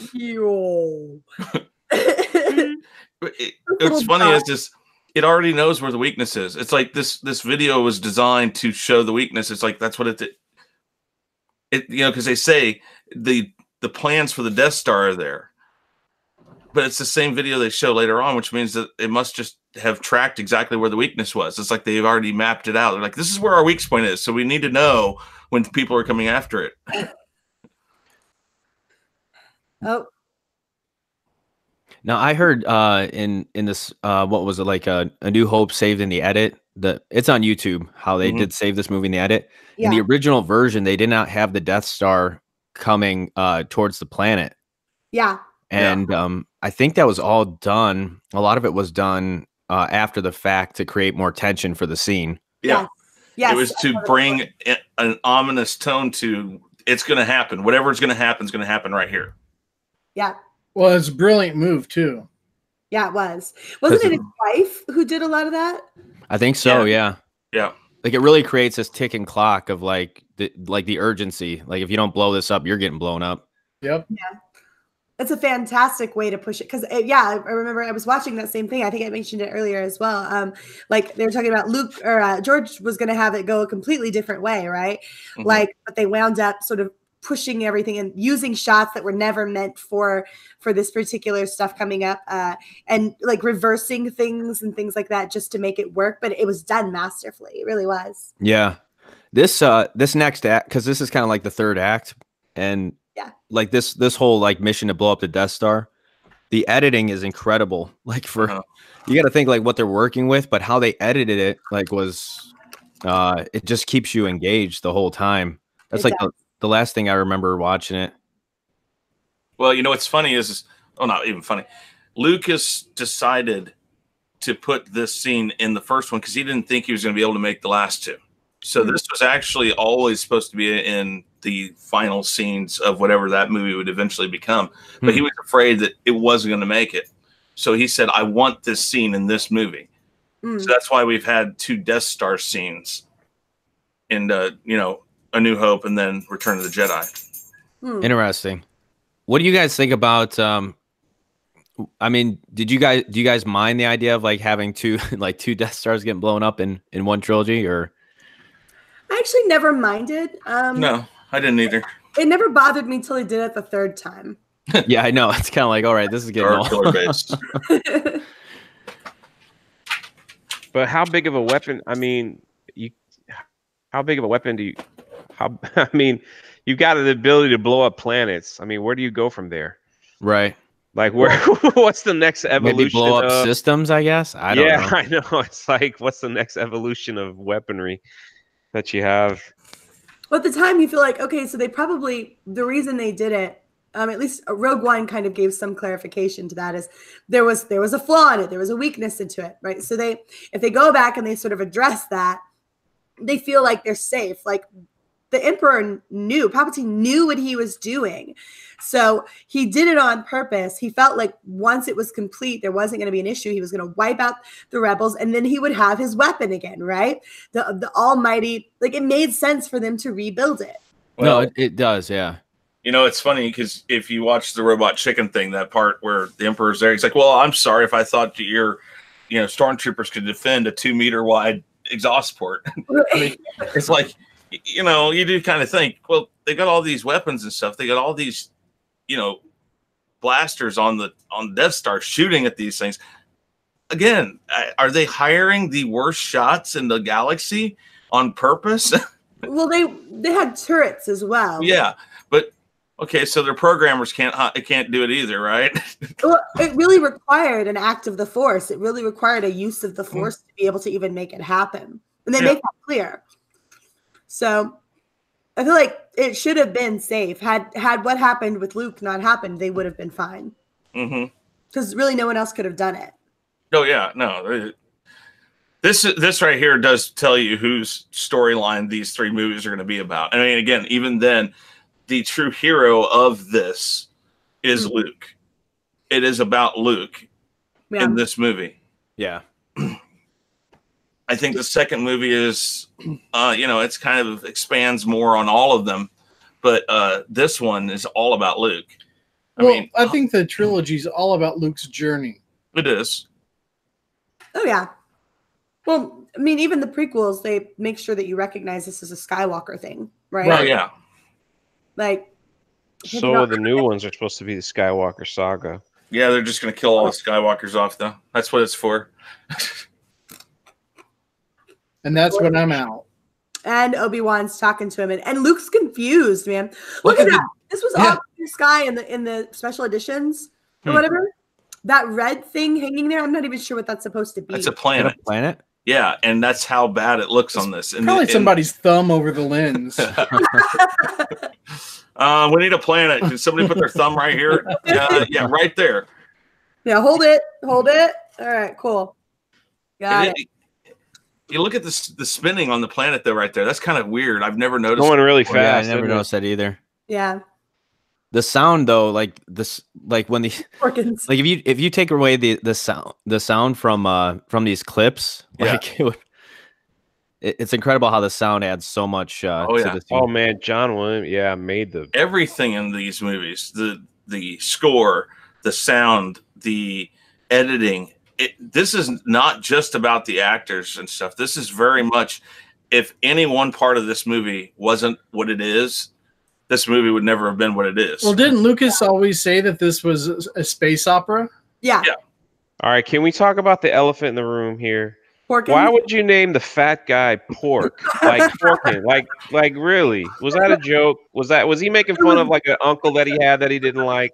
Well, if you've ever been in the military, they do that. They give you very obvious and very demeaning names. I mean, so they're kind of giving you, wow. Everyone's like Red 5. Yeah, I'm Porkins. Going in. Die. Got my bacon. I'm good.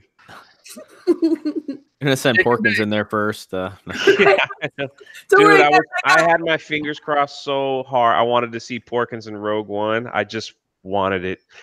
I mean, I was asking a lot just because he's such a. I didn't know explosions in space caused lightning and thunder. They don't. That'd be great if Porkins got his own movie. Yes. Porkins, a Star Wars story. Yes. That's my next YouTube video. Don't steal it, John. You're still on Captain Marvel. I'm doing. John hates me. I'm telling you. He's like, why would I ever friend this guy? What are you talking about, 3PO? Just kidding, man.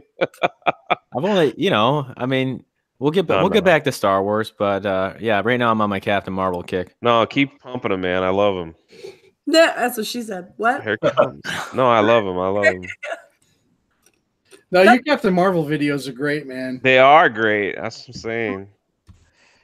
Well, I'm glad somebody likes him. I mean, I don't even know if I like him after a while. So Dude, there's a reason why you've gotten 10,000 subs in the last few weeks. Yeah, there's a lot of I don't know. I think there's a lot of pissed off MCU fans. Yeah. Oh, well, no. They're gonna be even more mad when they realize it's made almost 800 million this past week. Yeah. And really well. Well, sometimes you can put trash on screen and sell it. Yeah. I like when I think you posted on Twitter somebody trolling you or something. Then didn't you reply to him? I forget. Oh yeah, no, that's just one of many. But I thought that was hilarious. Oh, I've got my mean tweets video almost done. It's gonna be great. I don't get as many as you, but that's. Are you doing a video on them? Yeah, I'm gonna read them out loud and comment. Got a couple real winners there. Yeah. Vader's getting pissed. We got to handle this business. I know. He looks at him like, "You guys come with me. Screw your squadron you're supposed to be with." That'd be so funny if we put that to hip hop music or something. Like just.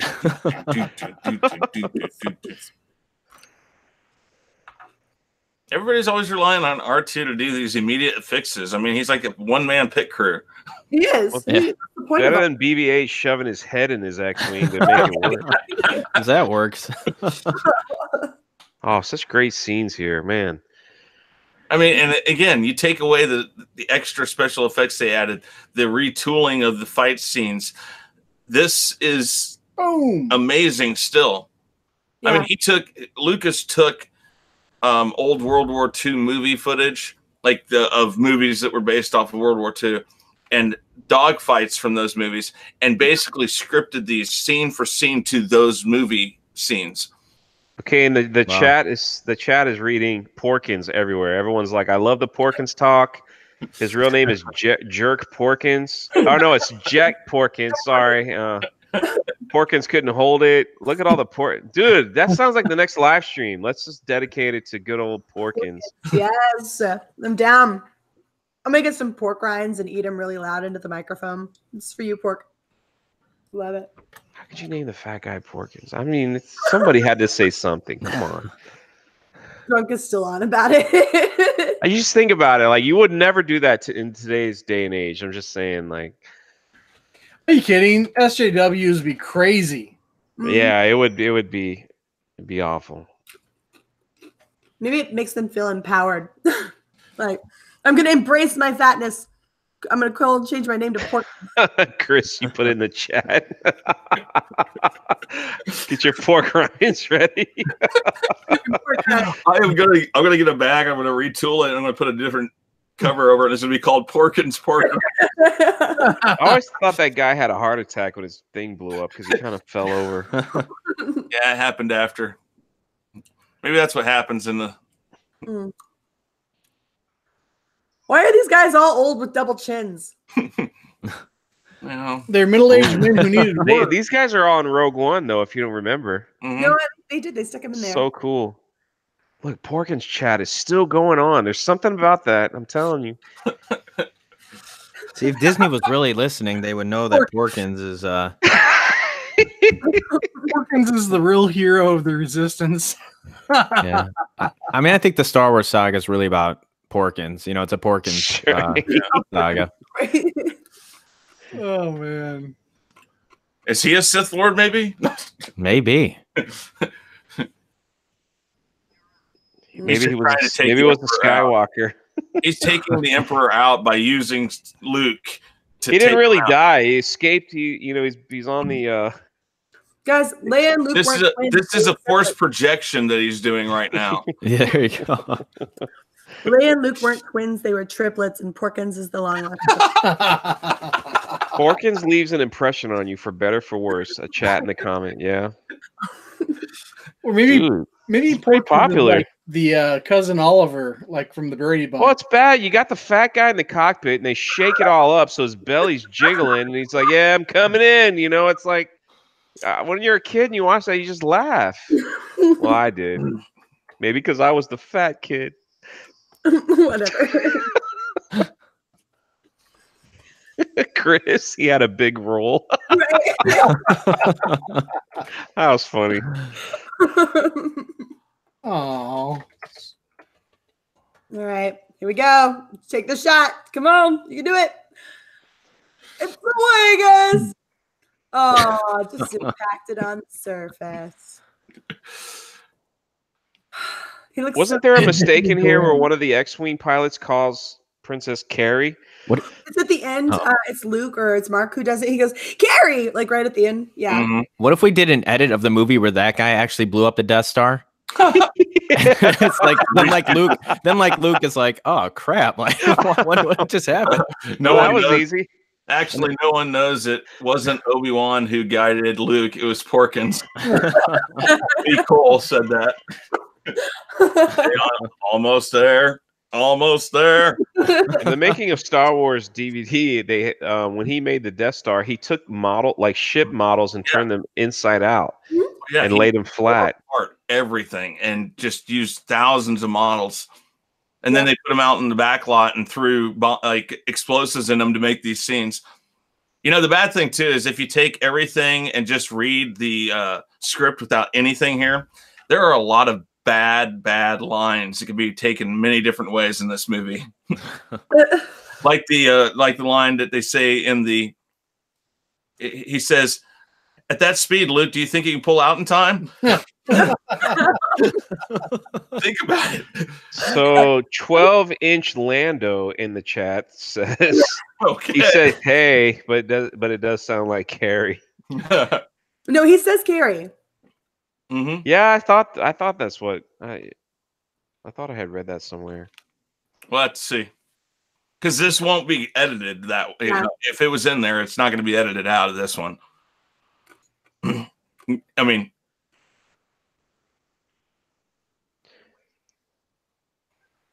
Wedge is all Solo had 12 inches of Lando. oh God. I like to apologize for Hashtag make Star Wars great again. Force goes for the next trilogy. Give the fans what they want. Any bird. That was oh, great. that's great. Luke's father just killed his best friend.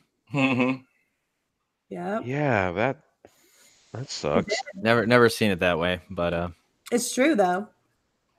it's like, Yeah, gee, they don't thanks, Dad. No, Luke's I still know. this guy, man. Like he kills his best friend, and he's like, you know what? That just says so much about Luke. Like, I would love to actually do like a parody of Luke and Darth Vader in a counselor session. You killed my best friend. That'd be awesome. Somebody, I'm surprised that hasn't been done. Yeah.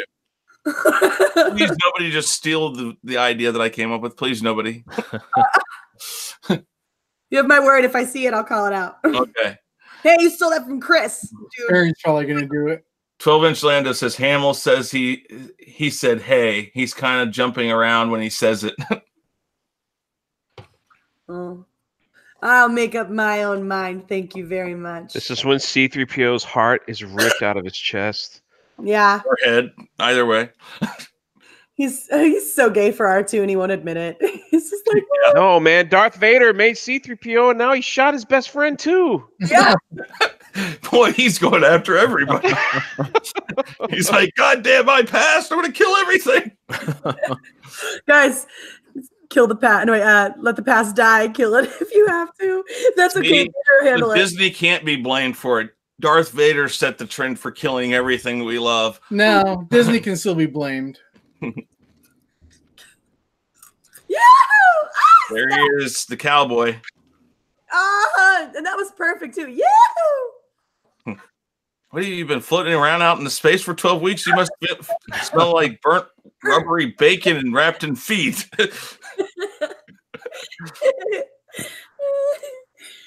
Stand by.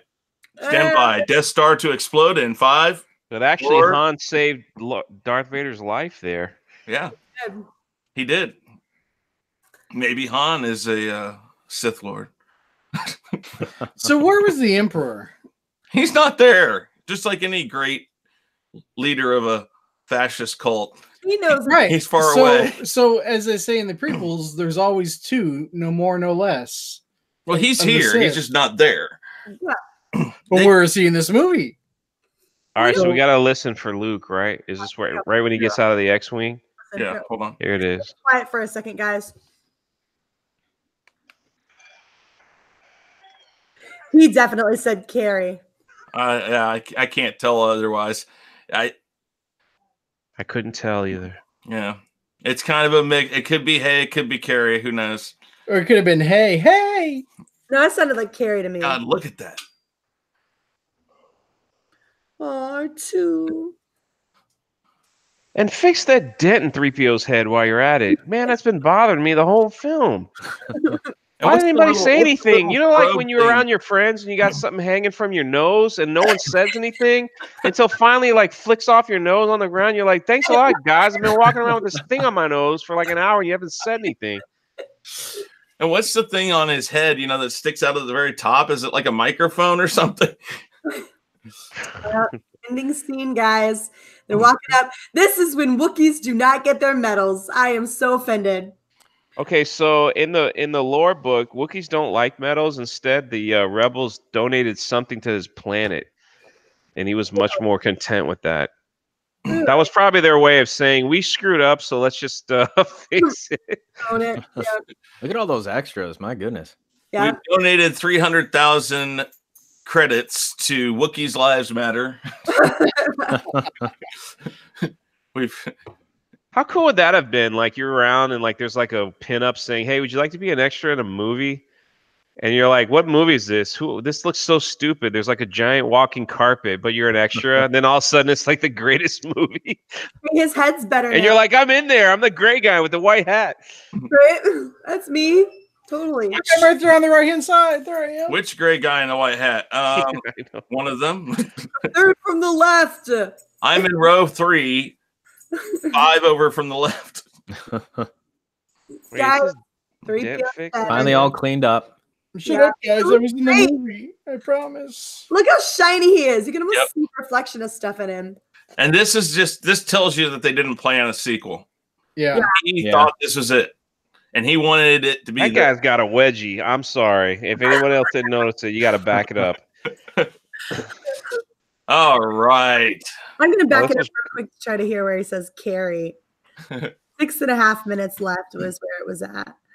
So that was great, man. Yeah. Thank you for inviting me on this. That was get good. a copy of this. Yeah, thanks. Yeah, thanks so much. I mean, it's a rare thing to be able to watch this version. Well, that's the thing. It's so much better like this because again, Sean's right. They should release this because kids who are growing up with what we've got right now for Star Wars don't understand.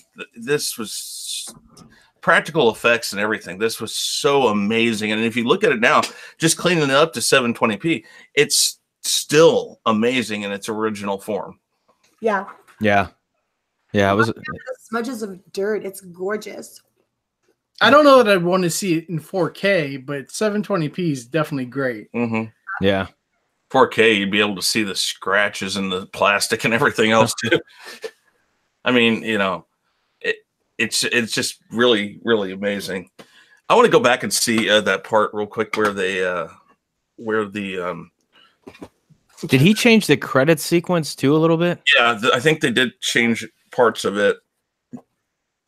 I'm trying to see here when they get on the Falcon. Let's see here. Oh, okay. All right, guys. Chris is busy. I'm in charge.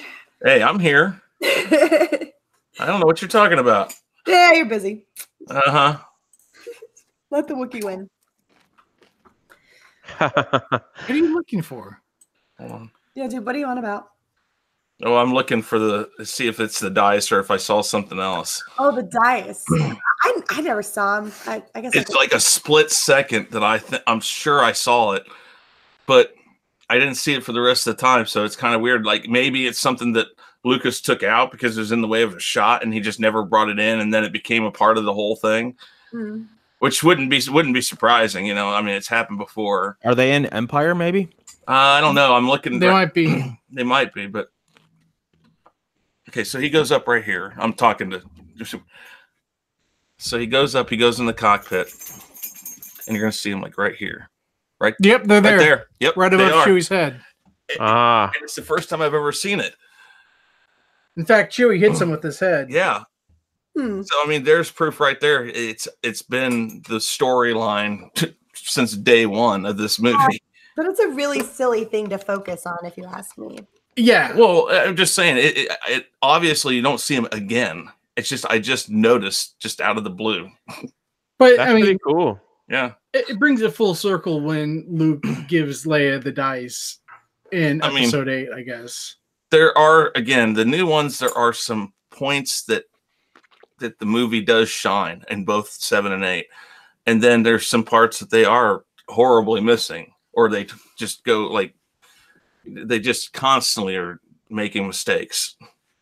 And I say that, you guys knowing my opinion of 8. Yeah. Wow, this was shot in Guatemala. I was just looking at the end of the credit sequence here. Oh, yeah. Where they were. That's where the Rebel base is, if I remember right. Wasn't it like a Mayan temple? Yeah. or That's what. something? Yeah. Yeah. Mm. In fact, I think there's even a thank you there to the people because of that or something. I can't remember. It's been so long since I've actually watched the end of the credits. But I mean, you know, I absolutely appreciate you guys all coming on and doing this because, you know, this again is something that should be spread around. These people today who have never seen it in this way should see it this way. Yeah, it's beautiful. Yeah. Absolutely. Yeah, I definitely prefer this over any of the specialized editions for sure. Oh, for sure, man. Definitely. I think I was okay with the special editions, maybe the first or second time I saw them. And after a while, you kind of are like, well, yeah, but I know this isn't there. I know this isn't there. I know he kills Greedo. It's not like there's a question. He's not trying to save his skin. He's just doing it. Right. Right. You know, It's weird how things get muddled over time. yeah. Mhm. And when you see it like this, it brings back a real appreciation of what this movie meant. Yeah. 12-inch Lando says Empire next, so I don't know if you want to. Yeah. Just so you guys know, and I'll type it up in here, next week, which is, I believe, March 24th, same time, 3 p.m. Central. Actually, 24th. yeah, 24th. Next week on the 24th, we'll be doing Empire Strikes Back. And then the week after, which I believe is the 31st, we're going to be doing Return of the Jedi. So same thing. It's going to be the original edit. No crazy, you know, redos or anything like that. And is there a place where people can go and download these? If they talk to me, sure, we can take care of that. Non-specialized. Is it so? Is Harmy? I mean, can you get it from there, or is that where you got it, or? No, Okay. actually, a friend of mine sent them to me about 6 years ago when they were talking about. I think that might have been about the time the Blu-ray came out for the whole thing, and before they did that, I think they did a limited release of these, and he gave me the digital copies back then. So it's been about 6 years I've had them. Wow. Let's see here. Oh yeah, Absolutely amazing. yeah. That was That was a real treat on a Sunday. Yeah, man. I haven't seen that original cut since I was, 10. Yeah. Yeah, I used to watch these. I think I went through 3 or 4. Right. Says it needs more porgs. But we got porkins. I mean, you know, it's close to a porg. well, one of the things somebody brought this up too was like how everything, like again, it feels like you're watching almost. It's like almost like you're watching something that's real, or maybe like it's almost like a foreign film in a sense. And like I heard George Lucas, because he was a big fan of Akira Kurosawa, and how he wanted to create like this, what would be called like immaculate reality, to where it's like everything, you know, again, it was like, we don't have to explain everything to you. We're just going to throw you into this world, and you'll just figure it out. And I think that really, I don't know, there's something about that, instead of like having to explain. I like the mysticism of the Force. I like the idea of just kind of being thrown into this world, and you're just watching, you know, you're watching things happen and go on, but not everything has to be explained. Well, you know, to your point, John, I think it's because audiences were smarter back then. You know, you didn't have to have everything laid out piece by piece by piece for people to kind of catch. Well, can I disagree with that? I don't know if they're necessarily smarter. I just think the attention to detail, like what all you guys said during the whole stream, was so important about just every little, like when they talked about Han, like here's where they show he was a smuggler, Sure, and little things like that. It was just like little attention to details that made it so much better. When you fast forward it to like movies like The Last Jedi, you have like Rey showing up on the ship. We don't know how she got there. Rey going over here. I mean, it's just like there was just so much lazy writing and plot holes and things like that. That just We're so different from these movies. I know you like the movie, Chris, so I'm not criticizing you, but I'm just saying like the writing was different. So I totally agree with that. I mean, listen, I like the movie for what it is. Just watching it like that. I will admit that Disney has lacked the ability in most of their Star Wars movies to tell a story based off of detail. They have very thin characters. They have very I guess part of it could be they're just taking too much liberties with thinking you already know a lot of what happens or how this happens. We don't need to show it again. But they kind of forget that there's still, this could be the introduction to the Star Wars universe for a lot of people, and they're doing it wrong. And I think every time Lucas has done something, even with the prequels, he knew that there was somebody out there who had not seen any of his movies, and he had to have details there so they could follow along. And you didn't have to have seen all of them. And there are very few sequels where you have that ability that you can jump in and watch it. Now, you know, there's The Empire Strikes Back, for instance. If you just watch it by itself, it doesn't necessarily tell the story with a beginning and an end. It's in the middle, you know it is. But you can tell in The Empire Strikes Back that these people have been somewhere together, they've been through things together, that they're a group, and that they care about each other. Those things are very apparent. And if you watch The Last Jedi, you really wouldn't think for a minute, if you'd never seen any of these other ones, that that any of the characters have any real tie to one another. It is a very thin because they don't have detail in them. Yeah, I think it's funny that you bring that up too. Is like there's also not that group dynamic, and I think that's the thing that why people like Rogue One. Like even though I think it pales in comparison to the original trilogy, in terms of character, but still it was like that group dynamic and different personalities. Kind of I don't know. I think it's somewhat integral to Star Wars, you know, like these, you know, this ragtag group of people on a mission or something, or thrown together. I think there's something about that works. And like with The Last Jedi, you know, you had like people being paired off, but they weren't, again, like it wasn't 3 or 4 or 5, you know. They separated them, and that it was almost like a divide, and you felt the divide in the movie. Because in all of these, even if they're separated, the way that the movie was shot or told, the way it was edited, you still felt like there was a connection. What was going on with Han and Leia when they are separated from Luke, because Luke is constantly struggling during his training because he's focusing on what's going on there. He's worried about his friends. There's even an attempt during The Empire Strikes Back to make sure, you know, Luke is still concerned about his friends, even though they're across the galaxy from each other. Yeah, It's true.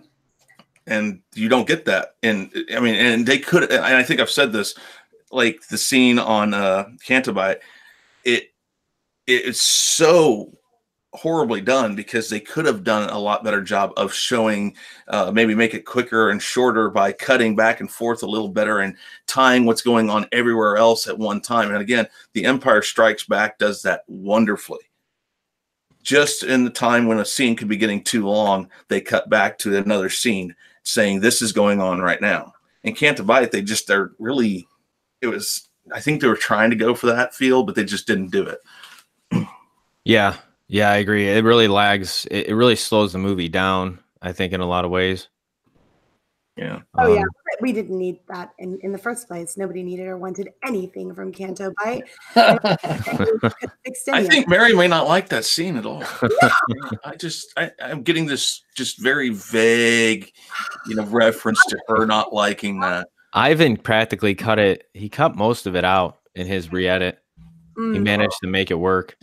Oh, I haven't seen that yet. I haven't either. Really I'd like good. to see that. Yeah, basically because he gave me a sneak peek before, you know, they put in the last, he still had to put, I'm not sure how far along it is, but as far as Canto Bight goes, how he did it was he just didn't show them, like basically they leave the jail cell and then they cut to So then they go to some other scene, and then they come back and they're on a ship flying. Yeah. So that he works. only cuts out like 10 minutes right there. Yeah, I mean the whole romp again. I think the prequel kind of did that in some spots too, where they, for just to show you what was there for visual stimulation, they overplay a scene. They go a little too far. Some scenes like the pod race were needed for that.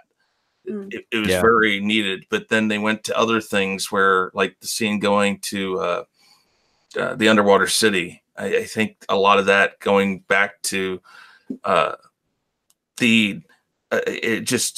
didn't seem like it was all needed. Yeah. It was all eye candy more than anything. No, that's true. And unfortunately, CGI does that. I think by watching this movie, you can tell CGI wasn't needed to do this. And it told just as good of a story as any CGI movie out there. Yeah, if not better in some ways. Yeah. Yeah, definitely.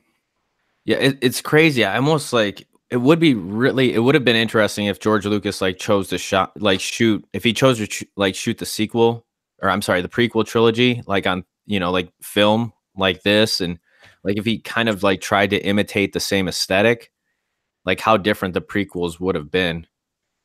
That would have been really cool to see. Mm-hmm. Yeah.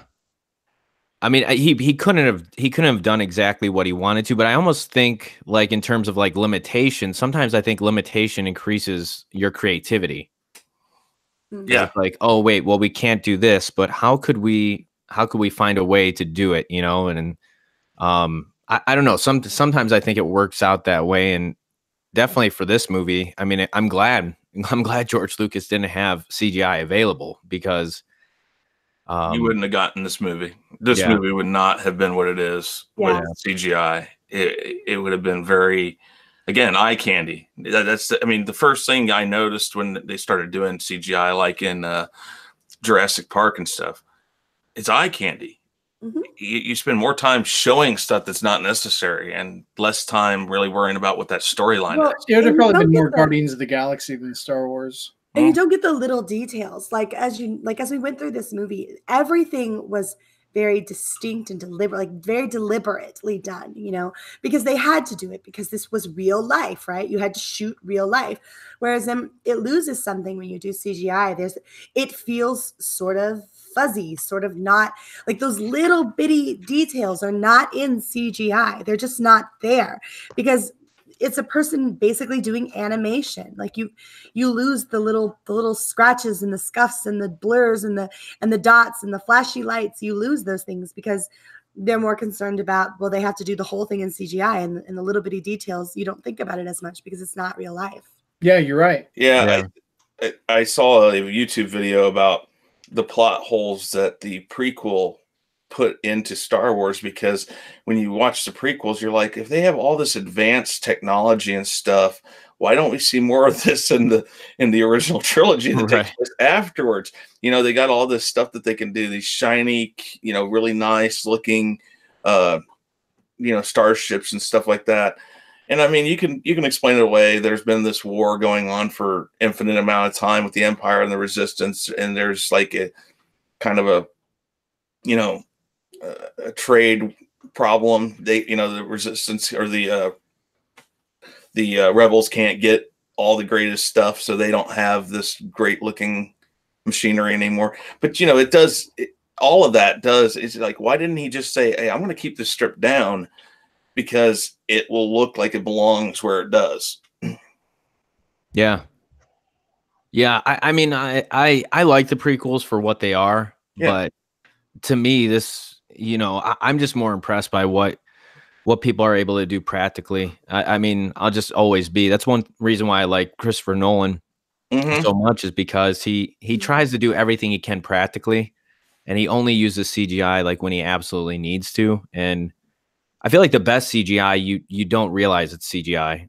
That's when CGI is really good. But other than that, it just really takes you out of. I feel like it takes me out of the experience a little bit. It's really, I think a good example of CGI versus non-CGI. are Ghostbusters and Ghostbusters 2016.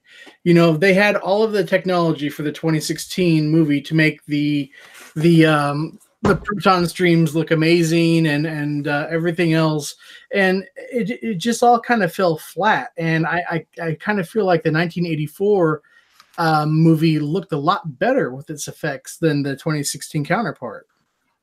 Yeah, yeah. I've never seen 2016, but I've seen the previews, and I could definitely see that for sure. Chris, real quick, if you want, I found that documentary that John and I were talking about, the Star Wars fixed in the edit. Do you want me to throw it in the chat for people? Sure, please do. It's actually a really, really interesting thing to watch. It's not terribly long either. I think it's like 20 minutes. Yeah, it's so good. Like, you guys in the chat, if you haven't seen it, check it out. I actually watched it twice. Yeah, me as well. Yeah. It's a really, like, it's very informative. You learn a lot. Like these little tidbits about Star Wars are all over YouTube. You can find out a lot of stuff about just the ins and outs of Star Wars, and like interviews and stuff with the cast. That's all over YouTube. So. It's very cool. I'll have to check that out. Yeah. You'd like it. You kind of see, like, you're like, oh yeah, I mean, George Lucas, he is a genius, but then again, you're like, wow, he did have some really talented people around him too. Oh yeah. I think, you know, it was funny, as we were talking about earlier, all the crew people doing things their way. They were all English in L Street, and they literally did not like him. they were like, you don't know what you're doing. Step back. Let me do what I do. That's literally, I mean, he would talk about how it drove him nuts because their tea times, the union rule. Yeah. And I mean, it's amazing Star Wars was ever made. Yeah. Because I mean, they were so far behind on the desert scenes because it hadn't rained where they shot it for, like, you know, months and months and months. And they got there, and there's these torrential downpours that got vehicles stuck and all that. I mean, it put them like 2 weeks behind right at the get-go. I mean, if you listen to all of the different commentary tracks of all the different versions they've released over time, he always brings up that. He's like, I just didn't get the shots. And then they had to go back with the second crew and do a lot of extra shots after the fact. And he was rushing to get this movie out. I mean, and again, everything he was being told when, you know, Spielberg saw the first cut, he was like, yeah, I hope you have a different plan. I mean, because Spielberg and Lucas were really good friends, and Spielberg wanted to see this go his way, Lucas's way, but he was afraid that it wasn't going to happen. I'm going to post the links to the YouTube videos that show the differences between the original and the special editions real quick here. The first one I did was A New Hope, and this one will be, I think, The Empire Strikes Back, and then The Return of the Jedi. I think these are the ones I've seen, and they're really interesting if you watch it.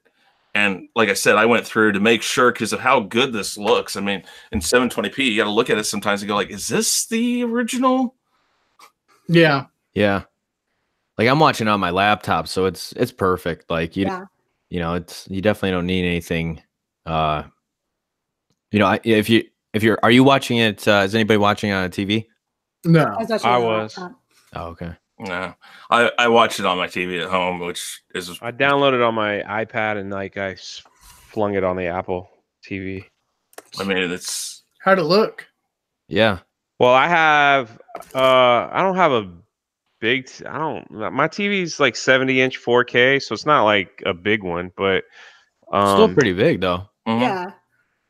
Okay. Well, thank you. That's a big ass TV, man. Yeah, it is. Mine's like a 34-inch. I got like a 32-inch TV. Hey, 3PO, you don't have to downplay how big your TV is.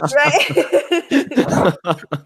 I mean, most of my friends are like, they have like projection stuff. Anyway, but I guess I'm comparing. Sorry.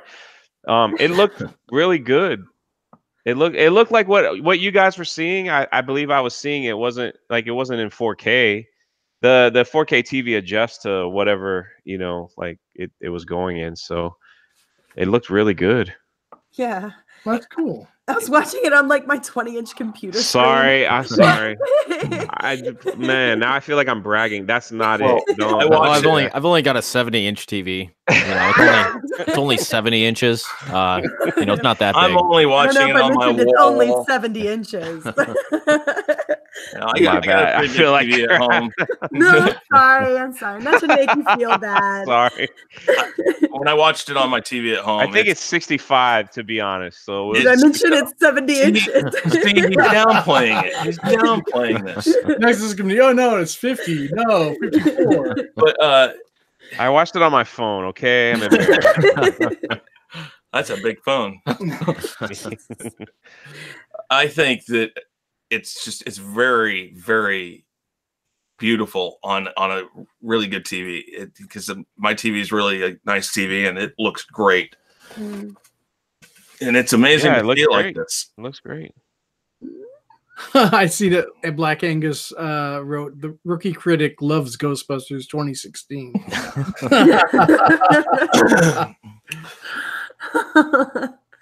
Rookie's not even here to defend himself now. What Any bird says Black Angus reviews, including CGIP. Okay. Interesting. Well, guys, you know, I want to thank all of you for coming on here. If you guys want to plug your channel real quick, we can try to wrap this up a little bit. Sure. Sounds good. Okay. Who wants to go first? Sub to John Talks. We're trying to get him to 30K, and he could use one of your subs. Yes, please. Because I'm not going on the hour till he's at 100,000 because I really want maximum exposure to my channel. So this is a selfish reason. So please go. No, just kidding. Please sub to my channel so I can get drunk 3PL on there. Guys, please. I'm begging you. I'm begging you. I had somebody in my comment section say they're like you know, you beg for subscribers at the end of your videos, and he's like, I've never did it on my channel. And good for you. Yeah, I know. I'm like, well, don't.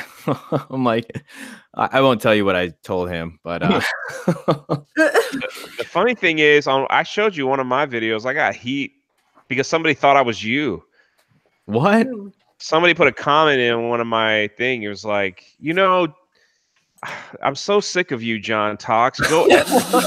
I'm like, wow, what a great compliment. Hey, you know what? You know what happened? You know what happened, 3PO? They were probably going to comment on my video, then it switched to yours.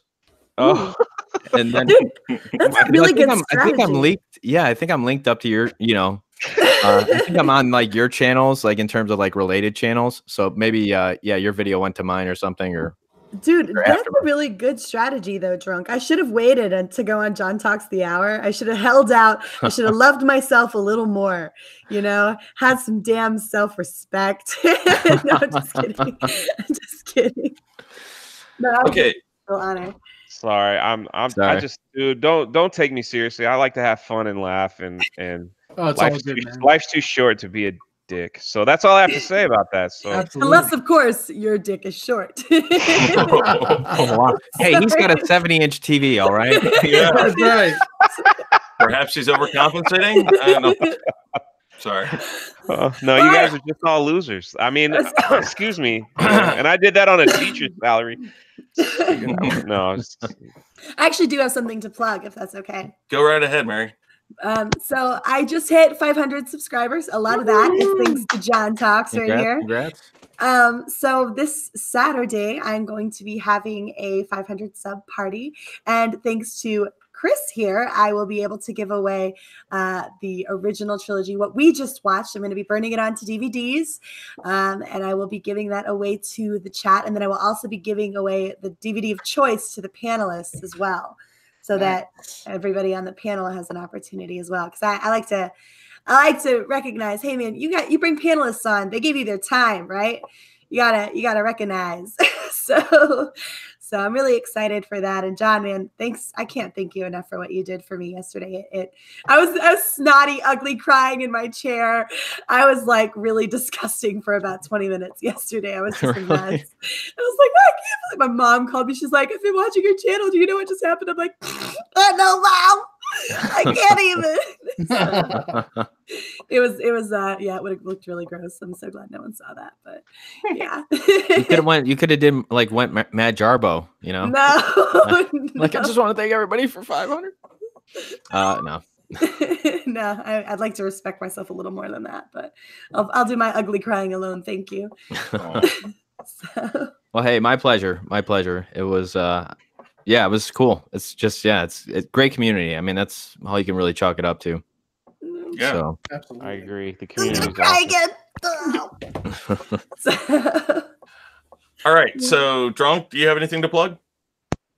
I just dropped a video this morning, and a little different than everything else that's going on about Oscar Isaac and how he complained about C-3PO. So go watch that one. Everyone says it's my funniest one yet. So go. I actually have some cool special effects in it for the first time. So yeah, I don't know. I don't know why people like looking at my face just yelling in the microphone, but it seems to work. So the same reason we like looking at John's face and watching him yell in the microphone. You guys look weird. You guys just look weird. That's what it is. Yeah, when John shrinks his face down and puts like the computer screen up, I'm like all up in your grill. So it's like I got to figure out how to keep that out. So it's all good. I just enjoy doing it, and enjoy it, and it just seems to work. So whatever. That's very cool, man. Very cool. And John, how about you? Do you have anything to plug right now? Yeah, just if you guys haven't subscribed to everybody on this panel, definitely do it. And yeah, my channel is John Talks. I see Angus in the chat, and we got Inty Bird, and yeah, some great people here. And yeah, I just want to thank you for joining us. And well, I'm sorry, it's more like the host, I guess, but I just appreciate anybody, showing up. So this was a blast. So thanks guys. I really appreciate it. Well, I'm really glad you could be a part of it, man, because I know you're a huge Star Wars fan just from watching your videos. Yeah. And oh, go ahead. No, sorry. Yeah, it's just I'm just blown away by this, because I don't think I've ever seen this version, the like unadulterated, like virgin version of A New Hope, so before it got messed with a little bit. So mangled. Yeah, it's pretty cool. So yeah, I just wanted to thank you guys, and yeah, Mary and 3PO, it's always good getting to hang out with you guys too. Aww. And appreciate it. And Shaun, what do you have? I have nothing. No. I'm working on some new content for my channel, and also the Real Review 3000. I'm doing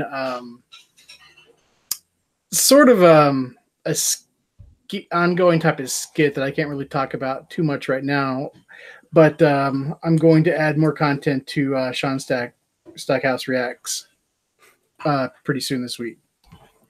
Just so you know, there's a thing out where everyone's supposed to unsubscribe from you until you put back your other profile picture. Oh, realize that, Shaun, right? Like, I think Mary started it, but I'm not throwing her out there. But she's the one who sent me the link. And it sounds like something Mary would do. I am not so vile as you make me out to be. Although I do hate it. 3PO, I will take credit for that one. There you go. Okay, I knew somebody had. I told him to change it just so I could troll him and make sure that everybody would unsubscribe to his channel. And I'm secretly trying to take all of his subscribers, and I will welcome them to my channel. Look, Shaun, it's not that we hate your new profile. It's that we loved your old one. Yeah, I believe that so much. Well, yeah, your new picture. We do hate it. Yeah. Oh, sorry. I can't be that honest. I'm sorry. I would like to thank you all again for coming on here, and hopefully, I'll have some new stuff coming up here pretty quick on the Real Review 3000. We are going to be doing another live watch party next weekend on Sunday, the 24th, for Empire Strikes Back. And we'll figure out who the panelists are going to be here and get it on Twitter and let you guys know soon. And again, I'm going to be giving away the choice of either one of the Star Wars films or a whole season of any one of their series to one lucky subscriber. So we'll do that here later, and I will get with them, and then I'll post it on Twitter who won, and we'll go from there. So thank you guys for coming on again. I believe we're going to stop this, and thank you all for checking us out at the Real Review 3000.